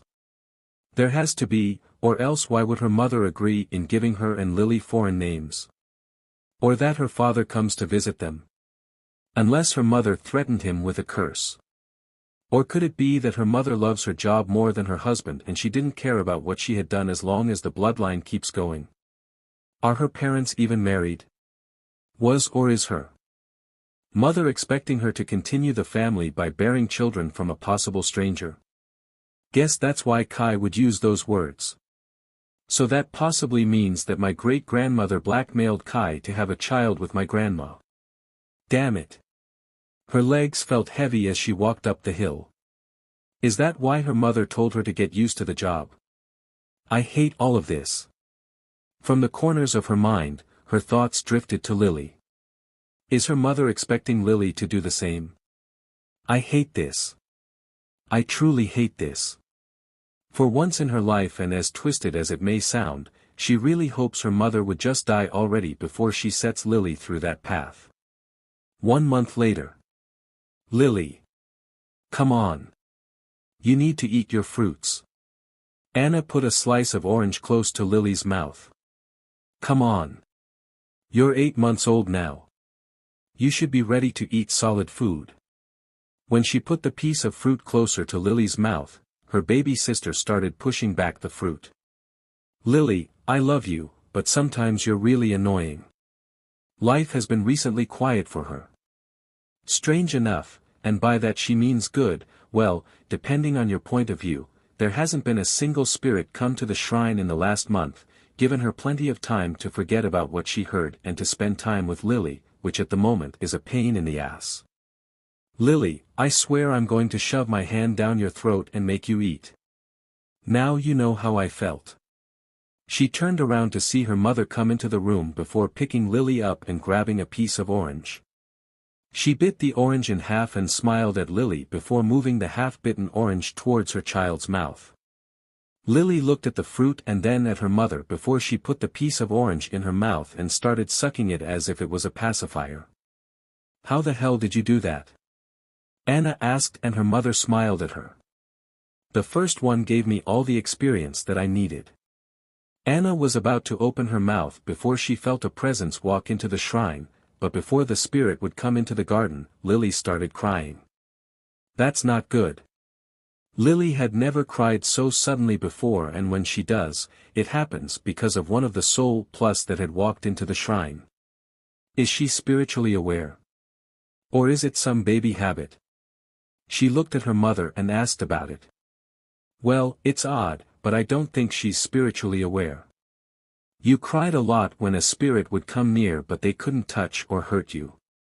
Again, she couldn't reply before the soul plus found them at their garden and she turned around to see their guest. Anna instantly noticed that this middle-aged man wasn't from Miami's village. His clothes were torn and she couldn't tell what color they could be because of all the dirt, mud and... Was that possible blood on him? She looked at his chain to see how the man had little time left for him. Takashi told them what would happen if the chain would vanish if he couldn't send the spirit to Soul Society. So that means that she needs to take this man to Takashi, and fast. Once the chain comes off, he'll turn into a hollow, right? Curiously, she still asked about it. She looked at her mother since she didn't respond, and the look on her face was of pure horror. Mom. Then her mother's expression changed. She glares at the stranger and pulls Lily closer. Leave. What? Anna asked with a weak smile on her face. Mom, are you okay? When her mother's glare sharpens, she scowls. Are you serious right now, Mom? Look at him. He needs our help. Anna. This man's a lost cause. Are you serious? Mom, we need to take him with Takashi. She got up and grabbed the man's hand. Come on, we're taking you to heaven. Anna, stop. Her mother stood up with Lily clinging to her and crying. This man only has 5 chains. He'll turn into a hollow. For her entire life Anna had never seen a hollow before, but apparently that's what killed her grandmother. She also heard how dangerous they are, but that shouldn't stop them from doing the job that her mother wanted her to be ready for. Then stop wasting my time and let me take him to Takashi. At least he'll send him to Soul Society. I forbid you from leaving with this man. Anna, you won't make it to the Jurichi in time before he turns. Her mother pleaded for her to listen, but she didn't. All this time you told me to get used to my job, well, this, Anna gestured towards the man, is my job, to send spirits to the Shinigami before they turn to hollows. She ran up to her mother to hug and smile at her. Mom, I'll be back. I promise. She let go and wheeled around before sprinting to full speed when she finished and called over to the man. Come on, Pops. I'm gonna take you to heaven. Anna. Her mother will be furious with her, but if she finishes the job before the old man would turn and come back safe and sound, then her mother won't be too mad with her. Besides, what's the worst she'll do? Ground me? Pfft. I'm 24 years old. She ran through the village in broad daylight and for once in her life, she didn't care about the looks or whispers. She only kept on running for half an hour before stopping to catch her breath. Looking around, she notices 2 things.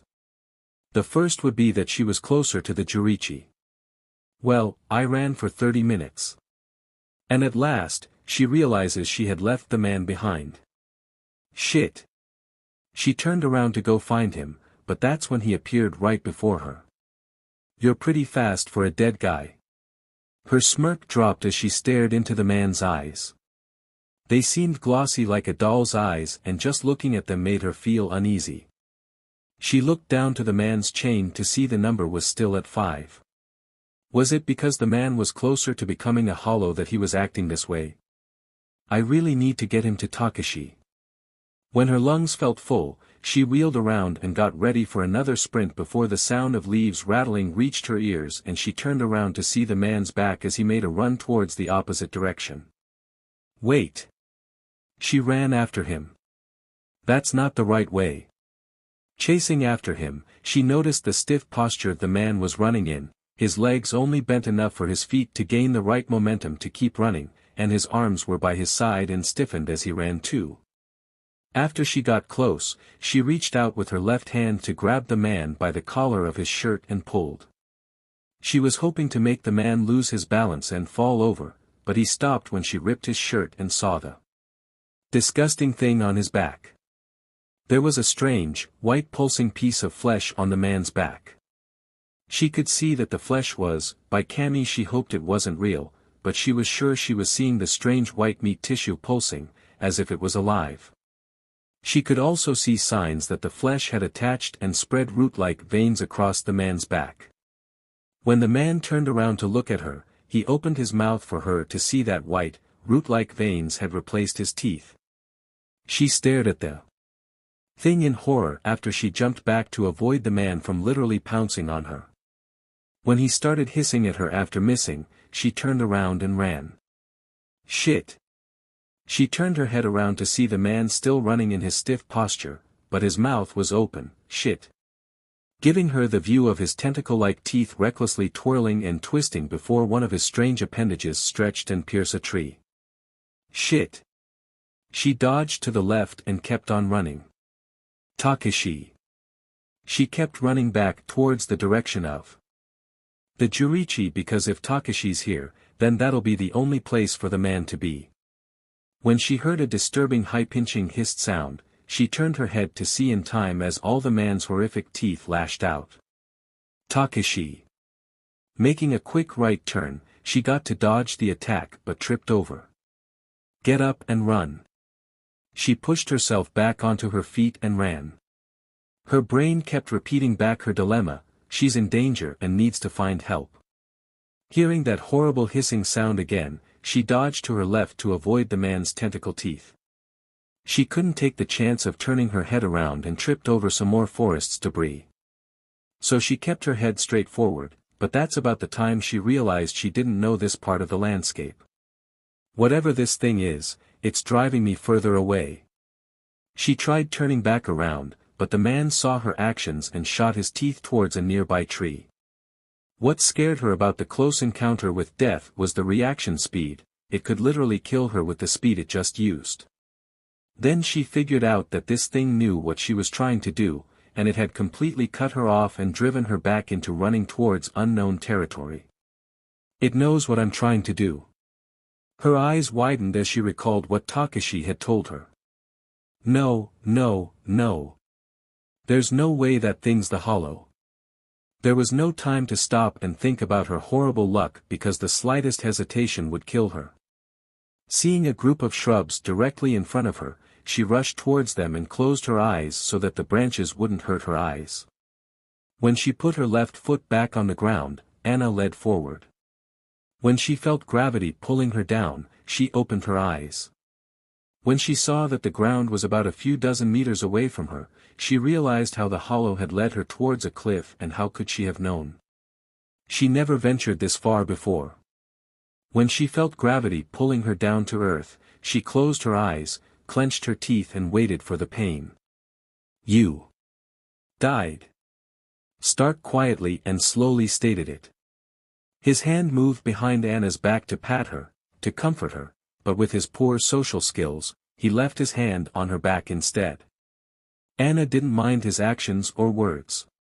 She moved back a strand of her green hair behind her left ear and looked at him. Yeah, I died. She looked back to the stream and moved her feet with the same lazy speed as the body of water was moving. But I didn't notice right away. I'm pretty sure I smashed my skull or something, 'cause I died instantly, and when I woke up, lying on the ground, the first thing I did was going back to running as I saw that hollow spirit literally crawled down from the cliff to get to me. She didn't stop to check on any injuries that she had suffered from her fall. Her body started moving again after seeing the hollow. Tack. She huffed as she felt a pull on her chest and feared the worst, that the hollow had caught up to her. She turned around and stared at the chain that got caught by a tree branch and followed the end of the chain to her chest. Her skin paled and grabbed the chain with shaky hands. No. There's no way. This can't be real. When she heard the hissing of the hollow posse spirit, she turned around to see a disturbing smile spread across his face with its strange teeth tentacles twirling in excitement, as if the man was a little too eager to get things started. She ripped the branch and held it in a ready swing action. Come near me and I swear I'll break all your teeth. The thing smiled at the challenge and pounced. She was ready to swing her club when she saw the back of Takeshi as he swung down his zanpakuto and cut the man's arm. Takeshi. While she was happy to see him, he was not. Damn it, Anna. What the hell did I tell you? Takeshi didn't turn around to look at her. His eyes looked as the severed arm of the posse spirit grew white vein-like appendages before the man grabbed his arm and reattached it back. This is bad. If I knew the hollow that was hunting these grounds was Kara's, I would have called for backup. Kara's? Anna peeked from behind the Shinigami's body. Is this hollow that dangerous? It's only some old man. When she heard the stories and descriptions of hollows from her mother, she was expecting something more than just a weird-out man. This thing isn't Kara's. The Shinigami glared over the man's body. That's Kara's.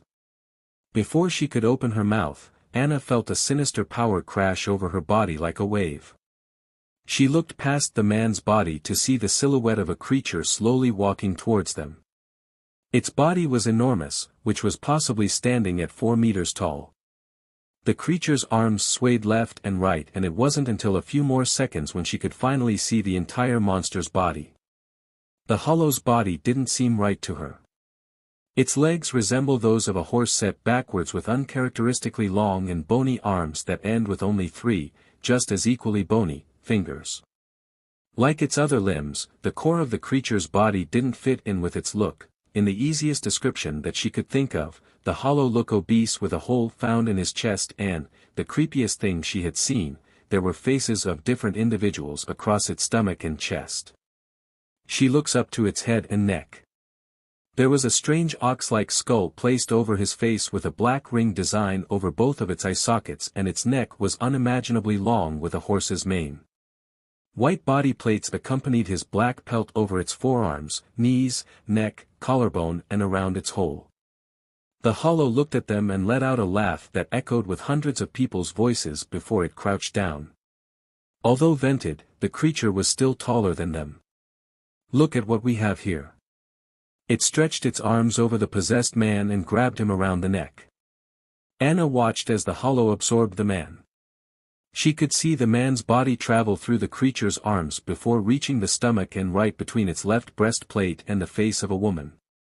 The man's face appeared. What the hell did this thing just do? She whispered to Takashi, and she took a step back when he took one. This hollow is a crafty bastard. This thing can split the soul of any individual it has eaten and control them to lure out any spiritual beings. He looked at her and said, including spiritually aware humans. Soul splitting? That sounds awfully a lot like what I can do. Stark couldn't stop himself from interrupting Anna's story to state the obvious. Some hollows use the abilities of others to their liking after they devoured them. That's because it is. She moved her eyes to his. Used your head, Stark. As a hollow, you were powerful, but the thought of splitting yourself never came through your mind. Why do you think that? Because I didn't know how to. Anna shook her head at his answer. It's not that you didn't know, it's because you couldn't. Until I ate you. Stark furrowed his eyebrows as he understood things better. But you couldn't have these abilities either. Until the hollow ate you. Did this hollow eat Lily, too? Things went silent after that, and he almost scoffed himself when she opened her mouth. Yeah. More awkwardness filled the area, and Stark couldn't help but blame himself for the odd setting now. Was there a point for her story to continue after this? Annabelle's already confessed what she'd done.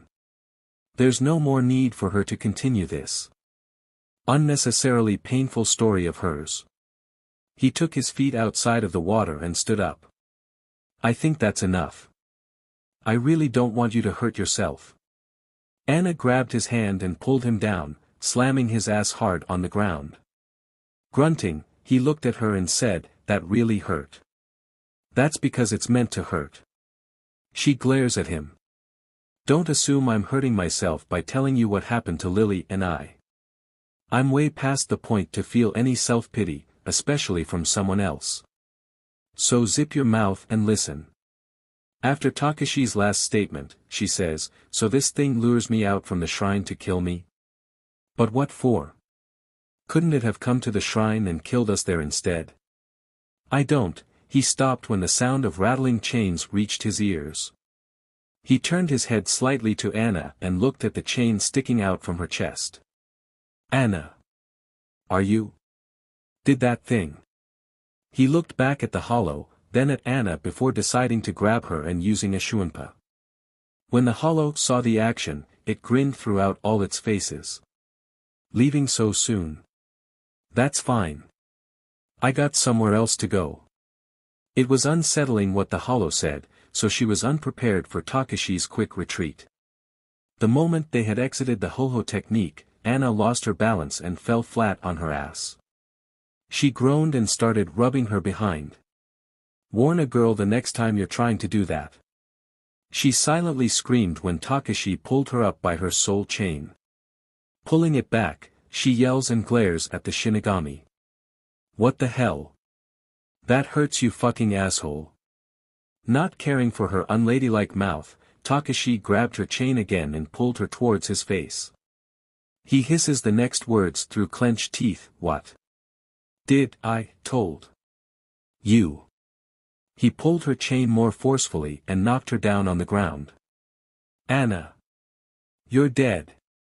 Don't you think I know that already? She stood up and took her chain back. You think I wanted to die? That thing lured me out here. I thought he was some lost soul that was looking for a way to soul society. But now I'm dead. She let go of her chain and held her head with her hands. She wanted to cry. This wasn't how it's supposed to be. She wasn't looking for freedom by dying. When she heard the Shinigami walk towards her, she looked up to see Takashi readying to use Kanso on her. Please. She started shaking her head. Please. Don't. I can't leave Lily behind. The man closed his eyes and sighed. I'm sorry, Anna, but I need to send you to Soul Society before your soul chain disappears. He opens his eyes and taps Anna's forehead with his sword and waits for her to move on to the afterlife, but it never happens. What? He tried it again and met the same failure. What's going on? Another tap. Why are you still here? Another try. I don't understand. Why can't Kanso? Damn it. Rubbing her forehead, Anna didn't know if she should feel relief or slight trouble that she couldn't move on. Takashi, what happened? The Shinigami glances and glares at her. I have a clue, but I hope it's not it. So I may need to ask for someone to check on you. Need to ask? Doesn't he need to go back to Soul Society to do that? Are you insane? Anna yelled as she grabs Takashi's arm. You can't leave me here with that thing running around. Besides, I thought your job was to take care of those hollows. Why the hell can't you get rid of that thing? In fact, why the hell did you run away from it?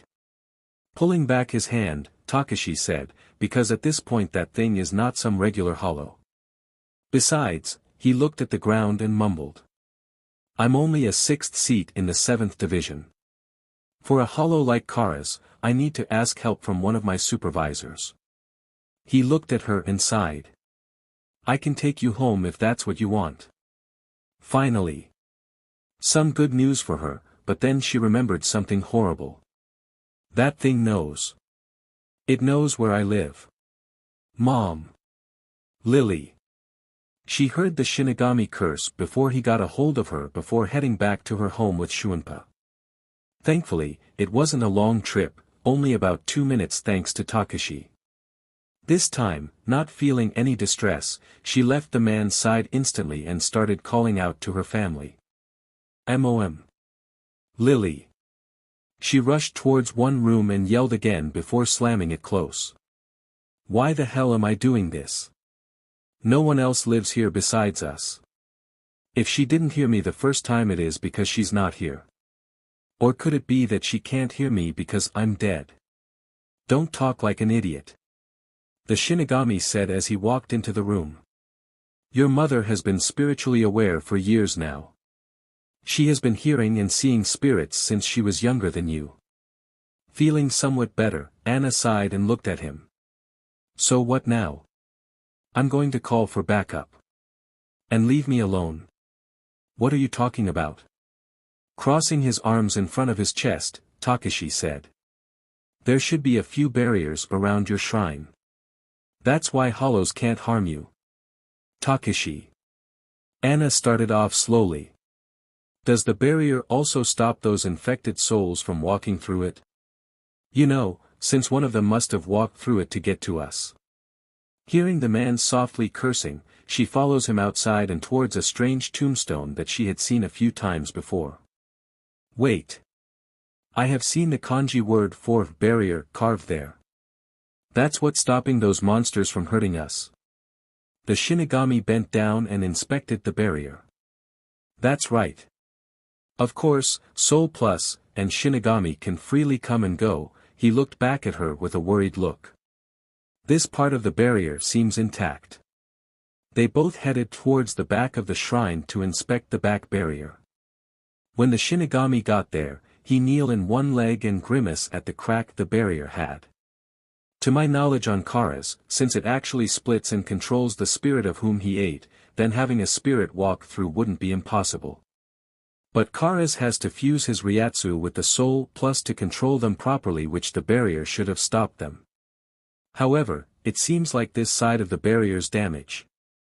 A hollow couldn't have gotten close enough to break it, so my only guess would be that someone must have broken it on purpose. That allowed one of Kara's puppets to get through but not the hollow himself. Anna groaned as she figured it out. So you're telling me that Kara's abilities passed over the barrier because someone in this village broke it out of spite towards us? He tried to open his mouth but stopped and things fell into silence. She sighed and tried thinking about any options that she could work with. She could probably believe Takashi's words that the barrier will protect her from the hollow while she stays inside the shrine until he returns from Soul Society with help. However, she doesn't know if the monster would send some of its puppets to attack her. She's pretty much defenseless and doesn't have any means of protecting herself. As well, she has a sinking feeling in her guts that her mother had headed out to go look for her. She probably took Lily with her. When she noticed that the sun was settling across the horizon, she looked back at the Shinigami and said, "Go back to Soul Society. I need to go out there and look for my mom and Lily." She saw him open his mouth, possibly to retort, before she cut him off. "Takashi, this is all my fault. I should have listened to my mother and you. Now because of me, she's probably out there with that thing hunting her, and since you're not strong enough to deal with." "Kara's, your words, not mine, you need to go back to Soul Society to get help." His hands went to his hips, and he looked at her with raised eyebrows accompanied with a stupefied expression. "When did I ever say that I was going back to Soul Society and leave you behind?" He turns his head and his eyes follow a black color butterfly. Anna watched as the man lifted a finger up for the insect to land on before it flew away again. "I just sent a message to Soul Society." His words took her eyes away from the butterfly and back to him to see his index and middle finger pointed at her. Sigh. With a calm call, Takashi locked Anna's arms behind her back. "You're staying right here." "Staying here?" Left baffled at his statement, she said. "What are you talking about? You'll need my hell dash. It's not going to be yours." He yelled at her on such a level that she was confident that someone must have heard him, spiritually aware or not. Tack. "Enough already, Anna. You're staying here, you'll be nothing but a nuisance if I take you with me. I would rather send you to Soul Society, but something tells me you had become a Jibakurai. Or perhaps a Tsukurai. Either cases are bad news for me and you." He turned his back on her. "For whatever reason, your soul doesn't want to move on. There's something you regret. And because of that you have become a Jibakurai, a spirit bound to a place, or a Tsukurai, a spirit bound to a person." He turns his head. "Someone will be here for you, okay, Anna? When they do, tell them where I headed. I'll come back with your mother and Lily, okay?" Anna watched the space for a few more seconds before cursing out the man. "You could have at least taken me back inside my house, asshole." When she got that out of her system, she breathed out and laid her head back on the ground and thought about what the Shinigami said. Jibakurai and Tsukurai, both are spirits bound to things. Jibakurai is bound to places, an impossible possibility since there's nothing that could bind her to this place. Tsukurai is bound to people, and the only person she could become bound to would be Lily and no one else. Her moping came to a halt when she felt a tingling sensation on or in her chest. She couldn't describe the feeling as it came and left just as fast, but she swears she heard the chains rattling. Adjusting herself, she shifted so her knees could face the ground before pushing herself up with them. With both knees on the ground, she looks down to her chest to figure out the reason for the abnormal numbness and looks down just in time to see the furthest link finish chewing itself. She kept staring at her chain to make sure she didn't imagine what she saw. Maybe everything is catching up with me and everything is inside my head. But the more she thought about it, the more she started realizing something. The souls that I used to take to Takashi always seem to have a lengthy chain, but I have seen a few with smaller chains. Does that mean your chain would shirk, but then what? What happens after that? When she remembered her mother's attitude towards the old man this morning and what she said, she concluded. The smaller the chain gets, the closer I'll become a hollow. That's right.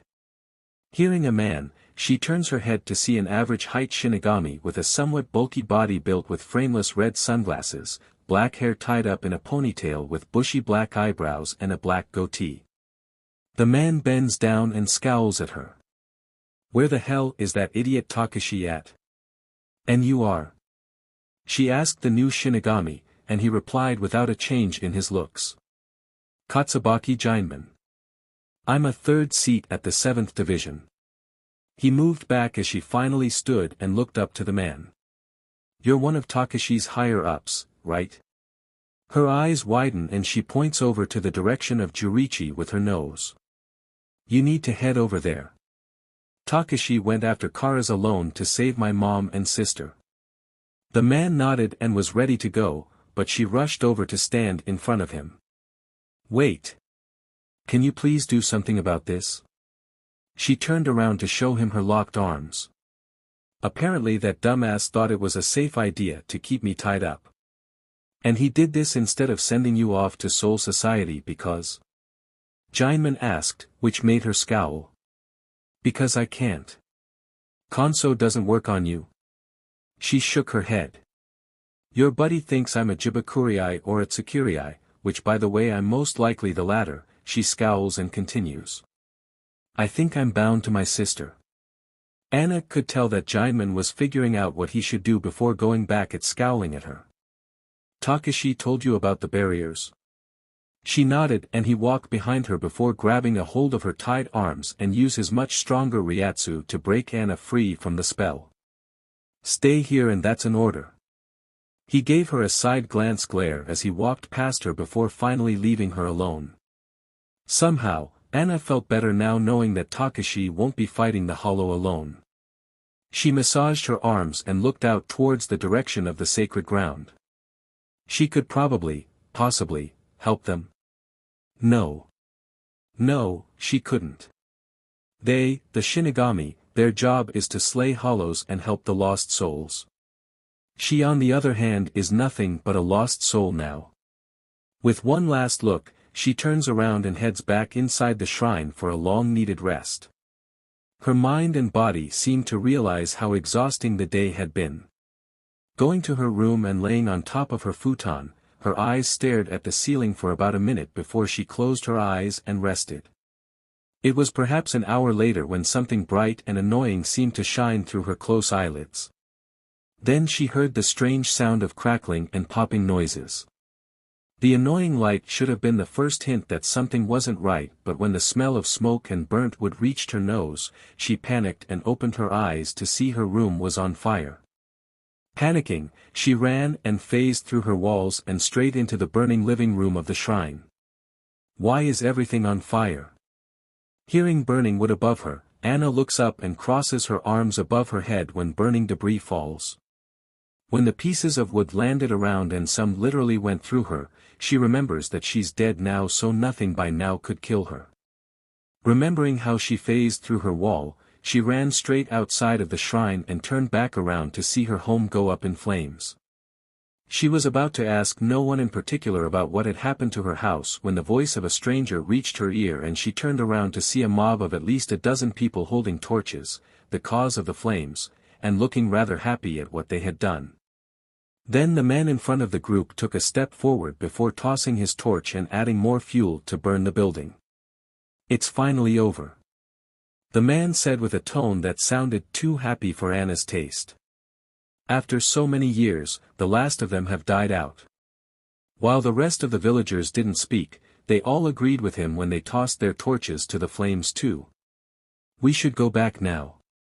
"Yeah, we did our part." Hopefully, they started the bonfire. Hearing the rest of the mob agree with the man, she turns towards the village. Since night settled in, she could see 3 enormous bonfires at the village's square. Watching the villagers rush downhill and into the village, Anna couldn't help but slowly follow behind them. When she got there, there was a horrible feeling building up in her stomach. Everywhere she looked, all she saw was grinning faces. Everyone seems to be happy about something, and it wasn't sitting well with her because by the looks of things, everything seems like one of those parting festivals the village would throw after someone had passed away. But no one has recently passed away. Except for her. Taking slow and small steps towards the middle bonfire, she edged closer to the fire without the fear of burning because of that moment. She remembers about her death, and with the body tossed into the middle of the fire was a horrible wake-up call to it. The body was mostly unrecognizable since it had started slowly appearing like burnt charcoal, but the small patch of her light green hair that slowly burned away had made it incredibly hard to look away from. Her eyes would have stayed glued on her dead and burning up body if she had forgotten about the other two. From the corner of her left eye, she could see another body inside a fire. Seeing her mother's dead body go up in flames, tears building up in her eyes, but when she remembers the third one, those tears start falling. This time Stark stopped her. Anna. Throughout her story, she had kept her composure, but getting towards this part of the story she has been slowly losing calmness, and to help herself, she had brought her knees close to her chest and nested her head in between them. "It's okay, I got the picture painted." She looked at him with lifeless eyes. "This isn't necessary, Enim."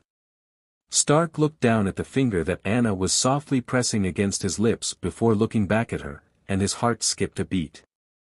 Anna was a lot like Lily, and that helped him sort of deal with the older sister's more mischievous attitude.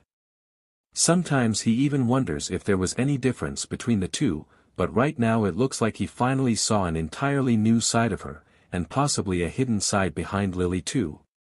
Her smile, in particular this one right now. He had never, and he means never, seen this kind of smile from her. It wasn't her usual lopsided grin, or her usual grinning one. This smile was so different. It was a small, tender smile. Hell, if he hadn't noticed that the corners of her lips were the slightest centimeter higher from pressed lips, he wouldn't have guessed it was a smile. But there it was, a smile that he hadn't seen from her. Not only is this the first time he has seen a smile like that, but this feels like an enormous step in their relationship too. Anna always seems to focus on training, which made her a close book, and he had to wonder if he would ever get to talk about her past before. He wonders what has happened. What has finally changed? "Stark, I'm okay." She was even speaking softly too. "I already told you I'm not trying to self-pity myself or get sympathy from others. This entire confession is for me to get this out of my chest, and all I need you to do is lend me your ears so that I can finally." She took her finger back and laughed softly before nesting her head back in her knees. "Do you think it's pathetic how I'm trying to share my pain with you? Would that make me a hypocrite cause it sounds like an excuse for me to find self-pity or sympathy? Or is all of this another one of my selfishness traits? I don't see any selfishness for you wanting to talk about it." Stark waited for her to look at him before continuing. "I also think that you should feel somewhat thankful for that self-pity you went through, but maybe you looked at it the wrong way this entire time for you to realize it." "Thankful?" Her expression closed up, and she waited for him. "You probably had never thought about it, but it was thanks to that mental scar that you could get Lily back, right?" Her eyes widened, so he nodded towards her to continue with her story. After seeing what they did to us, I ran towards the Jurichi. Takeshi. She called out his name the best she could through her sobs. Takashi. Tripping over a branch, she didn't bother getting back up and only kept crying harder. Take. She sucked in a breath as a sinister Ryatsu crashed down on her body. Well, look what we have here. How? Are you still alive? Anna hadn't looked up towards the hollow, but she could hear as its huge body moved past the branches. Oh, I'm a hard bastard to catch. She clenched her teeth and fists before finally looking up at the hollow. Listen here you, oh, well, look at this. Her narrow red and puffy eyes widen at the sight of the wounded hollow.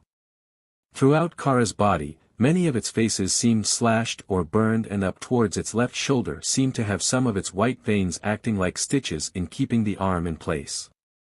While Kara still had its left arm, on the right side his bony hand was missing, and throughout its legs she could see plenty of cuts on both of them. Looks to me like you ran away instead. The smile on Kara's face drops and growls at her before laughing out loud instead. Why the hell am I letting a brat like you get under my skin? He grinned and said, especially for someone who's going to be my next meal. Anna quietly gulped and put on a brave front. Sure, go again, kill the defenseless girl. Then her ears heard rustling leaves and her eyes looked behind Kara's to see that someone was approaching behind him slowly. When the figure got closer and recognized who it was, she smirked and looked back at the hollow. But first you gotta go through my shiny knight. Kara's eyes widen and he turns around to swing his right arm, but stopped upon seeing who it was. Ha ha ha ha ha. You had me worry there for a while, brat. What? She looked at Takashi and pointed at Kara's. Takashi. Don't let this asshole talk to you. Like. Her mouth slowly closed as the moonlight shone down at Takashi's stitched-up body and his eyes were glossy, just like those possessed soul plus. You killed him. The hollow laughed again and used his good arm to grab Takashi's body. This Shinigami was rather easy to deal with since he was looking for my bait. He crushes Takashi and swallows back his soul through its arms. The other Shinigami's the one who gave me problems. No matter which soul I sent after him, he never hesitated to destroy them. He grinned and said, however, once I pulled this Shinigami out, the other one hesitated in killing him, and that was all I needed to get away. How could you use him for something like that? How can you use their souls with no care? How can you be so inhumane? Anna genuinely asked. Ha ha ha ha. What part of me do you see to still be human? Kara spread his arms apart. Besides, you wouldn't understand how been this feel like. Wouldn't understand what part exactly? Kara's and all his faces grinned. The adrenaline. The rush of the hunt. The high you get when you strangle them to death. And the expressions. Haha, those are always the best part. Oh, those sensations felt great when I was alive, but now as this monster, the feeling is so much better when you can get creative with the ways you kill people. Recognition dawned on her face. Kara's was a monster way before he turned into a hollow, and until now, she's fearing him. You're a lunatic. The hollow stretched its neck towards her and enjoyed how she flinched back. Oh child, I was called worse things when I was alive.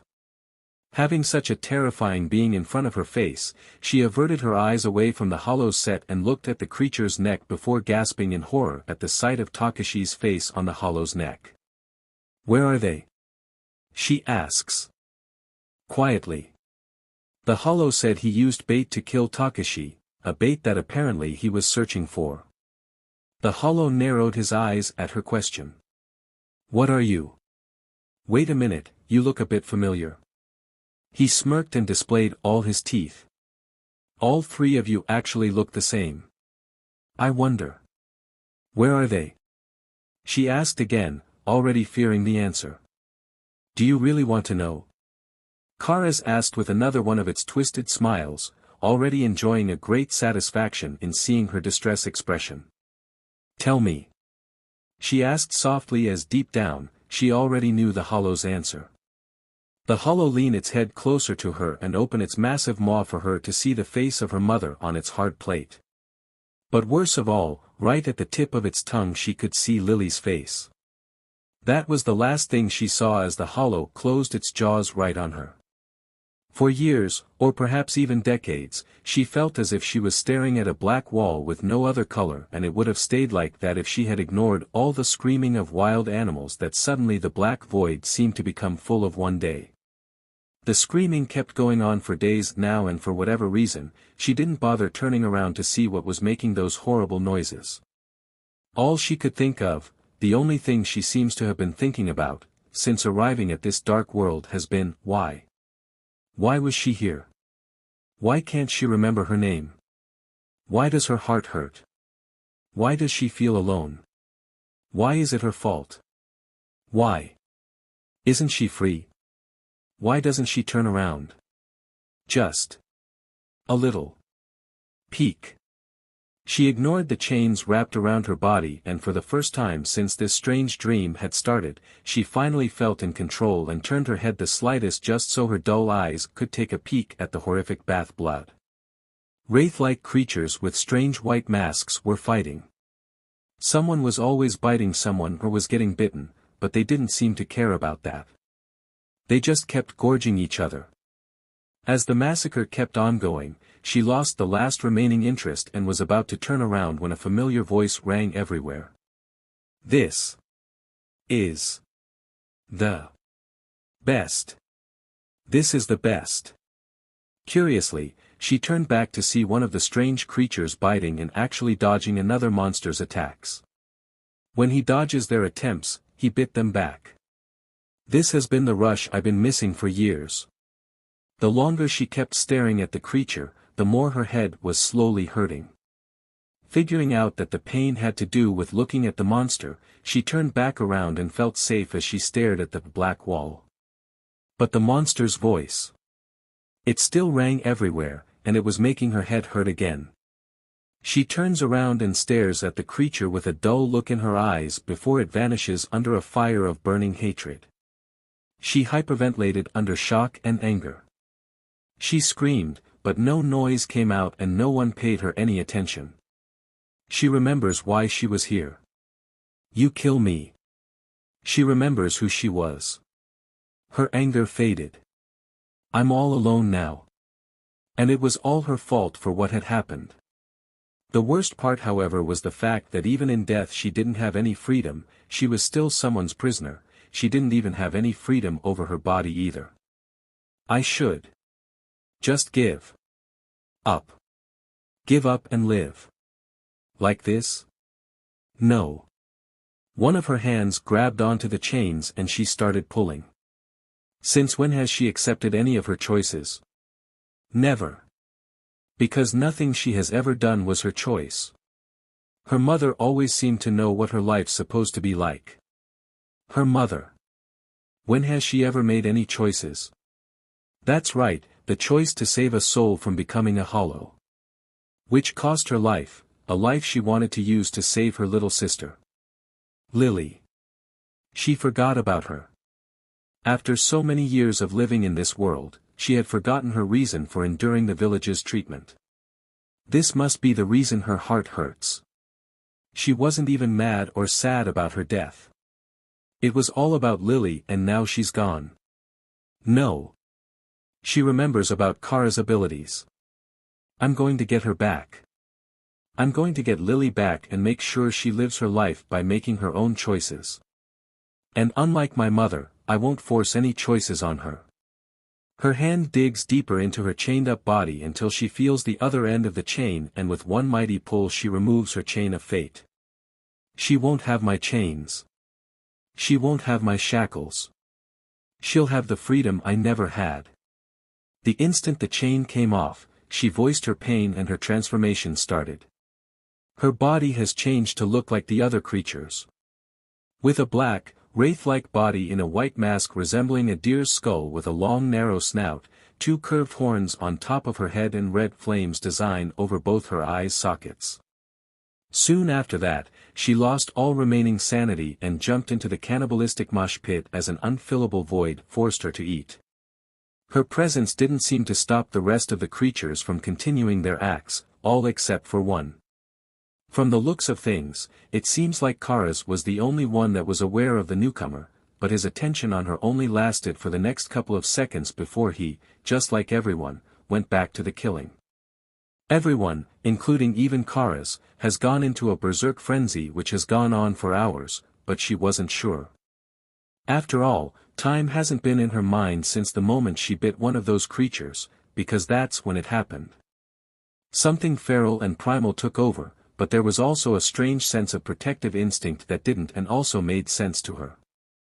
She didn't know how much time had passed, but she never forgot about Lily. The entire time, she repeated her little sister's name as a mantra so that her mind could stay focused and remember why she was doing what she was doing. Lilynette Gingerbuck, not Amamiya. When one of her pink glowing eyes sees none other than Kara's trying to claw her mask, she stops eating her current meal and dodges the claw swipe. She gave the hollow a low, warning growl it ignored and tried biting her left shoulder. Well, it wasn't a try. She allows the other hollow to bite down on her shoulder as it lets his mask unguarded. Her actions were like a blur to Kara's. She bit the hollow's mask from the top left corner and ripped the upper jaw of Kara's face off, effectively killing the hollow. She breathed through her mouth and wolfed down on the dead body, gaining the knowledge in using the hollow's powers. Then she felt a pull on the back of her mind and she found herself surrounded in a forest filled with large trees made of a silvery quartz substance. She didn't focus on her surroundings for too long, not when a hunger reminded her she's supposed to keep on eating, and that's what she did for the next 200 years as she looked like a strange hunched-back deer monster. A monster that occasionally forgot about her sister. It was during the end of those 200 years that she reached her next form and found her sanity again. Her latest transformation has brought back a humane, more look with a hole below her breast. A slimmer and more feminine figure wrapped in bony armor replaced her old monstrosity-looking body. Her left arm went back to looking mostly human except for her middle finger being a long talon, but her right arm stayed just as it was, and because of her much smaller body, her right arm reached just above her ankles with bony claws replacing her fingers. The deer-like mask has changed form and became more mask-fitting, which covers her mouth and nose. Her horns sprouted just above her external ears and still have the red flames over both her eyes. After so long in following her hunger for guidance, Anna found herself lost, and she didn't know why. What was the whole point of eating? She looked down at the sand as her mind focused on remembering. Why am I this? Why? Her head started hurting. Why? After 2 centuries, she started asking back the same questions again. Why am I alone? She held her head as she cried and cried out the same words repeatedly. Why? Why? Why? Why? Where? She stops to look around her and starts asking all additional questions. Where? Is she? She started remembering all her killings. I was doing all of that for her. She was trying to get her back. Kara's powers, I was going to get her back using his power. She closes her eyes and focuses, she has to search for Lily's soul, which has to be inside her. She searched for 2 minutes, Lily's energy was unique. There was a similarity between all 3 of them. She had unintentionally found her mother's soul but never bothered retrieving it, not when she could feel how her mother blames her for what happened. She and Takashi both felt the same. She shook her head. Forget about them. Focus on getting Lily back. She grabbed Lily and started pulling her out, but something felt wrong. Lily's power felt too weak, and something told her she would die if she pulled her out. Ryatsu would kill her. How did she know that? Is that knowledge from Takashi? Stopping and pulling out her little sister, Anna tried figuring out what she should. How don't I kill her? Or stop from others killing her? How could she protect her? Or better yet, how could she help her? I should help her evolve. But how to do that? After a while, an idea forms inside her head. Kara's powers let him separate the souls that he ate, but to keep them in control, he has to fuse some of his Ryatsu into the souls, and that's how he'll protect Lily. With a plan in mind, she went back to pulling out Lily's soul, but right before she could bring her out, she fused her Ryatsu with Lily's. However, something went wrong. She gave her only a small amount of her Ryatsu, but Lily seemed to have taken over half of it, and that wasn't her only problem either. The split didn't work out as planned. She looked down to her stomach to see the upper half of a body. She could see that Lily had a helmet like her, but instead of curved horns, they were on top of her head, and her left horn seems to have gotten cut off. However, she's wondering why Lily was older. How did that happen? She was only a baby when she died. Also, instead of giving Lily her own body, she's sharing her body with Lily. But why did this happen? She couldn't think too much about it because then an all too familiar came back. Hungry. I'm hungry. No, this isn't my hunger. This is Lily's. Would that give Lily her own body? No time to think about it. Lily's hunger was now driving her mind, and as she heard the low growl coming from Lily's throat, she rushed to do her sister's bidding. You were a Vasto Lord already, but you kept on eating. Stark knitted his brows. All because of Lily. Anna glanced up to the sky. Yeah, I don't understand why it happened or what went wrong, but I felt Lily's hunger and went back to eating. She gave Stark a brief once-over before looking back to the sky. Stark, do you remember how you died? His expression dulled. No, I haven't had a single insight into what my human life was. No, I mean. As a hollow, do you remember how you die? Stark noticed her careful tone and shrugged. No, but from what you told me 2 years ago, I'm going to take a guess and say we fought before you overpower me? No, that's not what really happened. Then, he studied her closely. What really happened? You let it happen. His eyes widened as she told him the truth and looked directly into his eyes. I think it was only a year or two after I got Lily back when I found you. A Lecan-like Vasto Lord with a wolf's skull surrounded by a mane of blue racier. Dead bodies surrounded you when I found you, and when I sensed you, I knew you would have been enough for Lily to get her own body. But what I didn't expect was just how powerful you really were. As a Vasto Lord with no natural predators, I approach you as if you were only another meal for me, but the closer I was getting, the more I felt your Ryatsu crushing me.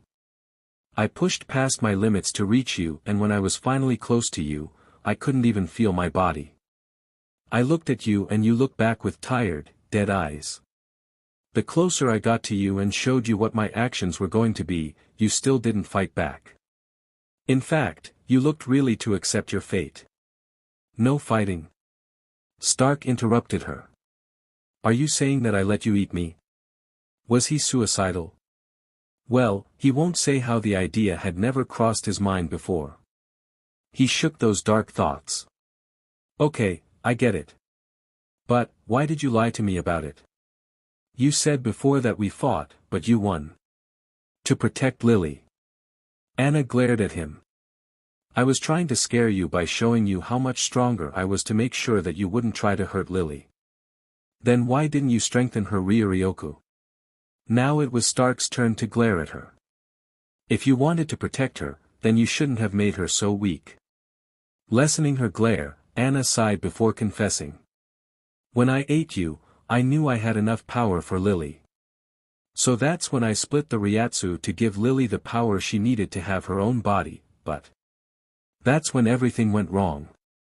Your Ryatsu was too much for me, I couldn't contain it and I could feel my body dying from the inside. So, I split your power, but it was still too much for us. So I thought, if I wasn't strong enough to control your powers, then the only person who could, would be you. So as a last-ditch effort, I separated you and Lily, but to make sure I wouldn't die either, I split my soul between both of you. This was the only way I saw it possible to bring Lily back. If I split your power between Lily and I, we would eventually die under the pressure of your Ryatsu. I thought you wanted to be with Lily again, so why didn't you split my power between us three instead of only splitting Lily and I? Stark asked, and she answered without missing a beat. Our power. Stark, it wasn't only your Ryatsu. My Ryatsu, and the bit of Lily's Ryatsu all got stacked up. All of that power would have killed Lily, or anyone else who wasn't us two. But, I figured a way I could save her. All of her Ryatsu, every single drop, I took it away, and now as an empty husk, I split some of your soul and gave it to Lily. Our soul connection. Stark's eyes widened. That's how Lily and I could feel each other. Because you use some of my soul and connect to her. But you also split some of your soul too. Your soul was also keeping her alive. She was utterly empty, Stark. There wasn't anything inside of her besides her soul, and your soul connection was more like an umbilical cord. It was carrying the supply line that Lily needed to live. With another realization, he said, that's why she never needed to eat even though she was so weak. She was living off from my Ryatsu. So that's why you chose me. Her expression hardened. I choose you because I don't think any other soul inside of me could handle your powers. If you were already living off with your monstrosity level of Ryatsu, then having more wouldn't have hurt you, and since some of your soul was inside of Lily, then she couldn't die from her power either. Her face then softens. But I still couldn't trust that you wouldn't hurt Lily, so I split my soul too. I made you feel what I felt, and that was to protect Lily. Anna looked at Stark, tilting his head down to have his hair hide his expression. They were your emotions, weren't they? What I always felt from Lily were your feelings. All this time I never knew how Lily really was thinking or feeling, right? He lifts his head to look at Anna. She honestly believes how she has been alive for 1,000 years, my 1,000 years. Do you understand how much that affected Lily? She went through an existential crisis because of you. All this time she thought she wasn't important to me or to herself. She was afraid of sleeping. He should stop. And you know what? There's no reason for him to say anything more. You ended up doing exactly what you were stopping your mother from doing, you gave Lily a life she never asked for. Anna looked away. I know. He wanted to keep his anger going, but seeing her dejected face made him realize that maybe he went a little too far. He sighed to release some anger. So why are you finally telling me all of this now? What happened? Looking back at the brunette, Anna pointed a finger at him. What the hell was that chat you had with Lily? Also, who gave you permission to say that Lily can date anyone, especially the Carrot Top? She's my little sister. I should be the one to make that decision. What? Stark struck utterly dumbfounded at the change of atmosphere. That's why you finally told me about you and I. Blinking owlish, Anna lowers her finger and says, I'm not talking about that last part. I'm talking about what you said to Lily. You said you love her as a daughter, did you really mean that? A blush slowly crept up his face. Telling Lily something like that was rather easy, it was basically only them two, but he had never expected to explain what he meant to anyone, especially not Lily's sister, whom he had never imagined was possible. Well, feeling embarrassed now, Stark clears his throat and tries to stop the blush from spreading. It was exactly what you heard. I'm sorry about what happened to you and Lily, but, he looked directly into her eyes. I'm also very thankful for your decision. You gave me someone to spend my time with, and because of that I started caring for Lily as she was my blood. Smiling, Anna moves a strain of her hair back. Then I guess I made the right choice too, even though I most likely scarred her, I really need to apologize to her about it. I'm glad I could talk to you about this. Also, I'm sorry about trying to take over your body. The brunette slowly realizes that this entire conversation has opened up their relationship more, a friendship had possibly been born. Smiling, he says, it's fine, Anna. So, friends now, right? Not just partners who only train. His smile slips as Anna stops smiling. Friends? Her pursed lips then turned to a smirk. I think we're a little more like roommates now, but friends sounds good too. Just like Stark, she was going to stop and let a comfortable silence fall between them, but the teasing acts of Yoruichi pop into her head. No harm done, right? She mentally shrugged and said, or maybe we're more like parents since we've been watching over our little girl together. With his blush spreading again, she started laughing softly before Stark stopped her with a gentle smack at the back of her head. Stark probably wouldn't have done something like that to Anna about 2 years ago, or possibly ever, but somehow he felt as their friendship had opened different ways for them to interact with one another. Hell, he bets Anna has actually been very wary of him because she never knew if he was a threat to Lily or not, probably the same reason why she kept her life a secret from me, but thankfully everything will change. Everything around them felt different and Stark was happy about it. However, there was one thing that he wanted to do for Anna. Hey, if you want to, I can get you your own body. What? Stark lay back with his feet in the stream and closed his eyes. I don't know if you were there to hear it, but Urahara made a machine that can take out the souls of the people we ate. So, I don't know, maybe Urahara's machine and with my abilities we can pull you out of my body and get you a jigai for you to live in? He shrugged his shoulders. But, who knows if it'll work? Not a scientist to tell you if it's possible, but we can always try. No harm in trying, right? Anna's body shook from the shocking news before she lay down next to Stark to calm down. I would really love that. I guess that means we won't get to use that secret ability then, huh? A shame, but yeah, I think we won't. After a moment, Anna broke the silence. Stark. Please save my sister. Don't worry about it. Ichigo will get her back. Stark opened his eyes as he felt a slight disturbance outside of his mindscape. It's Urahara. I guess he has some news for you. Anna watches him stand up before stretching a hand for her to take. She shook her head and smiled before closing her eyes. I think I'm going to stay like this a little longer. Coming out of his mindscape, Stark's eyes found Urahara by the door of his office with a phone in his hand. You have a call, Stark-san. Urahara hands over the phone to Stark before stepping back. Hello. Stark answered before Ichigo started recalling everything the little rescue squad had been doing. What? Sales passed. Wow, calm down. Shiba clan. You have family in Soul Society? Wait, what? Ichigo, you can't possibly do something like that. Beside the fact that they would kill Lily, that's going to be the reason they'll come and try invading Hueco Mundo. I guess that's a fair point. Alright, I get it. I'll go talk to him right now. Yes, I'm sure he'll be eager to help you. Yeah, okay, I'll expect you to be here then. Take care then, Ichigo. The blonde Shinigami couldn't quite hear what they talked about, but the last bit was the only thing he understood. Receiving back the phone, he put it away as he asked, so, Ichigo-kun's coming here tomorrow? Yeah, so if you excuse me, I'm going to ask a favor fro. I'll need Ichigo to stay here. What? Stark looked at the shaggy blonde with a frown. Urahara, you know Ichigo won't stay here.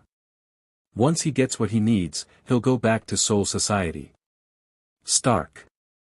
Urahara knew that one day he needed to tell Stark the truth. I'm sorry. But he never expected that he'll do it now. Lily's a trap. Made by Aizen so that he can capture Ichigo, right? Stark quirked a brow up. Aizen doesn't need Ichigo. The blonde lowered his hat to hide his face. He never did. Urahara.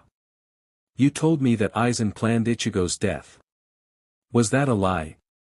Stark watched as the Shinigami slightly lifted his head to look at him before lowering down again. If Aizen doesn't need Ichigo, then why would he capture Lily? Because that's how he'll get Ichigo to come to Soul Society. What for? This time Stark asked with a more threatening tone. He has been hiding something from us this entire time. When Urahara opened his mouth again and answered, the only proper way to respond was with a mean right hook to the blonde's face. Why would that be there? The punch has sent the blonde back by a step and nothing more. He watched him clean the blood from his nose. With no expression in his face before clenching his teeth and fist. Damn it! He walked past him and left his office. I have no choice now. I need to go to Soul Society. XX. Oh make. Set during Chapter 11's timeline a week after becoming an Arrancar. A Bat's Diary, 3. This is a rather irritating exercise. He glares at Mashiro since it seems like she's rather enjoying this. Very irritating. Her smile brightened. You're doing it wrong. It's all supposed to be an internal monologue. She pursed her lips and hummed a tune. See? That's how you do it. He looks down at the book that Urahara led him. This book didn't help one bit. He folds the corner of the page he was reading so that he could come back later to it and flip the page to read the next chapter. Yeah, well, you won't learn everything from a book like. She leans over to the dinner table to flip the book around for her to read the first sentences but stops and flips the book back at him. Well, that's why you're not learning anything. He quirks one of his thick eyebrows and looks down at the book. How can't I learn anything from a book that's precisely informative? I wouldn't call it informative, more like super boring. A book like this is boring to you? He asked her and she replied with a somewhat of a shrug. He was about to explain to her that the book was nowhere at being boring when an annoyance made itself known. His forehead creased and looked towards his right wrist. He could see that Mashiro followed his sight and she frowned gently. Is your jigai feeling uncomfortable right now? He looks at her before his eyes follow to the end of the long-sleeve white dress shirt he was wearing. No, the clothes feel like an extra and uncomfortable layer of skin. He pulls up both sleeves towards his elbow. It'll take a while for me to adjust to all of this. Give me your hand. She requests but takes his hand before an answer comes out. And she took my hand before I could say anything. Internal monologue, remember? She smiled and started folding the sleeve of the white shirt towards his elbow before she moved on to the other one. Feels better, right? But maybe you want to change your choice of wear if you're feeling uncomfortable. She twists her head towards the kitchen and whimpers out loud. Tessai-san. You're taking forever. I don't understand why I should eat too. Because you trained today. He frowns and says, I only trained to control my sonido better. I did nothing too tax-worthy on my body. Pointing a finger up and closing her eyes, Mashiro says, always prepare for the unexpected, so always have your stomach full. Or that's how that saying goes in that one manga I read. She lowered her finger and shifted questions. Hey, so like, do you finally remember? Back to that question again. Kuna-san, I don't understand why my name should be of any importance to you. Doesn't it hold any importance to you? Her hazel eyes seemed to sadden. Don't you want a name? Before he could open his mouth, Tessai had walked into the dining room with food. I'm sorry that the main course is not ready, but I made some sweets for you too in the meantime. He walked to the table to set down the appetizer. He lifted one of the dango sticks and thanked Tessai, but when the tan man left, he put down the dumpling food. Why do I need a na? Not going to eat. Mashiro said as she picked up one of the dango, but didn't lift it up to her mouth. No. He looked down at the sweet food and thought of an excuse. You're supposed to eat sweets after dinner. He looks down to the book and continues reading. Then you won't mind if I eat your share, right? I won't. He replied to her without taking his eyes away from the book. What were you going to say about your name? Seems like she remembers. Internal monologue. This time he takes his eyes away from the book to look at her. Why do I need a name? He'll make sure that this time around, the green-haired woman will get an answer that will fill her curiosity about him sufficiently. What reasons do we need a name for? Or rather yet, why not make sure she'll get distracted all day? He'll make her think. When she pursed her lips, he knew the question had driven her into one of those rare moments in which Mashiro has to stop and think about how she's going to answer him. Those pursed lips of her turned into a pout. Why don't you need a name? Again, she made sure to revert the question back to him, but unlike her, he already had an answer. A name is basically a label, and if you want to name me anything, then calling me Hollow will be fine. But having a name. And there's no other better name than Hollow for me, because that's all that I am. That word defines me entirely. He waited for Mashiro's response before seeing that she gave up and looked back down to his book. And that's how he's expecting to end this conversation, by driving Mashiro into a quiet corner. The woman may have those rare moments in which he left him more or less stunned, but once you challenge her thinking, she returns to her childish demeanor act and forgets the entire conversation. He saw her use that act on Muguruma-san and Hirako-san on one or more occasions. But he should know better now. What's a hollow for you? His green-eyed moves up and meets her dull hazel set. He looks deeper into her orbs, trying to see through the faux impression of those featureless eyes. Hollows. He'll answer her question sincerely. Hollows are a spirit that became corrupted and started eating souls to get stronger. They're the monsters that Shinigami need to purify. They are a danger to every soul, living or dead. Do you feel like a monster? There wasn't even a space of silence between their words. Mashiro had asked her question the moment he finished, and he knew a question was coming because the entire time he stared into her eyes.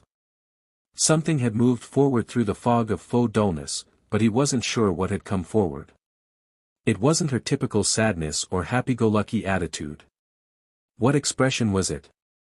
Which one has he read about and could relate to Mashiro's expression right now? It looks like an uncertain expression. Are you having doubts about how I define myself, Kuna-san? She nodded with much vigor. I do. You're nothing like those hollows. You're different. Just like everyone else. She lowered her voice and toned down her vigor into a more somber one. You told me you were different.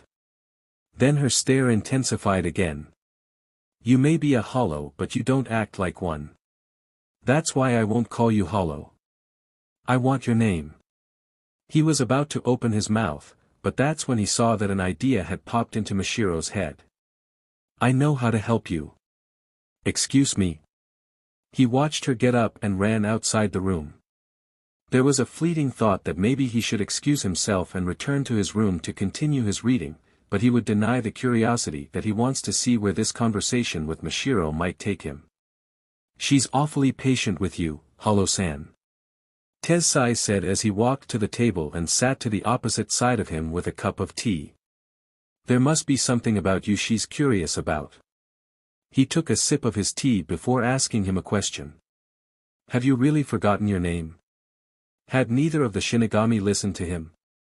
I lost all interest in carrying a name. As far as I can remember, my earliest memories of my life come from a time when I woke up down in the depths of Hueco Mundo. I wasn't alone from the beginning of my existence, but I was different. I knew I was different. The other hollows saw me differently. So I left those depths, and I began wandering Hueco Mundo, which led me to lament my existence. He caught himself before he could talk more about his life. Mourning my very being made me question many things, and one of them was as to why I have a name when it holds little meaning to my empty life, to who I am. Because I never saw, heard or said my name, it held no value to me. You're right, names should matter little to who we are. Especially to beings like us. Tessai took another sip before continuing. But, when a soul moves on to soul society, the only thing they carry with them is their name. Rather strange, don't you think? Why would they continue going by their given name even though they're dead?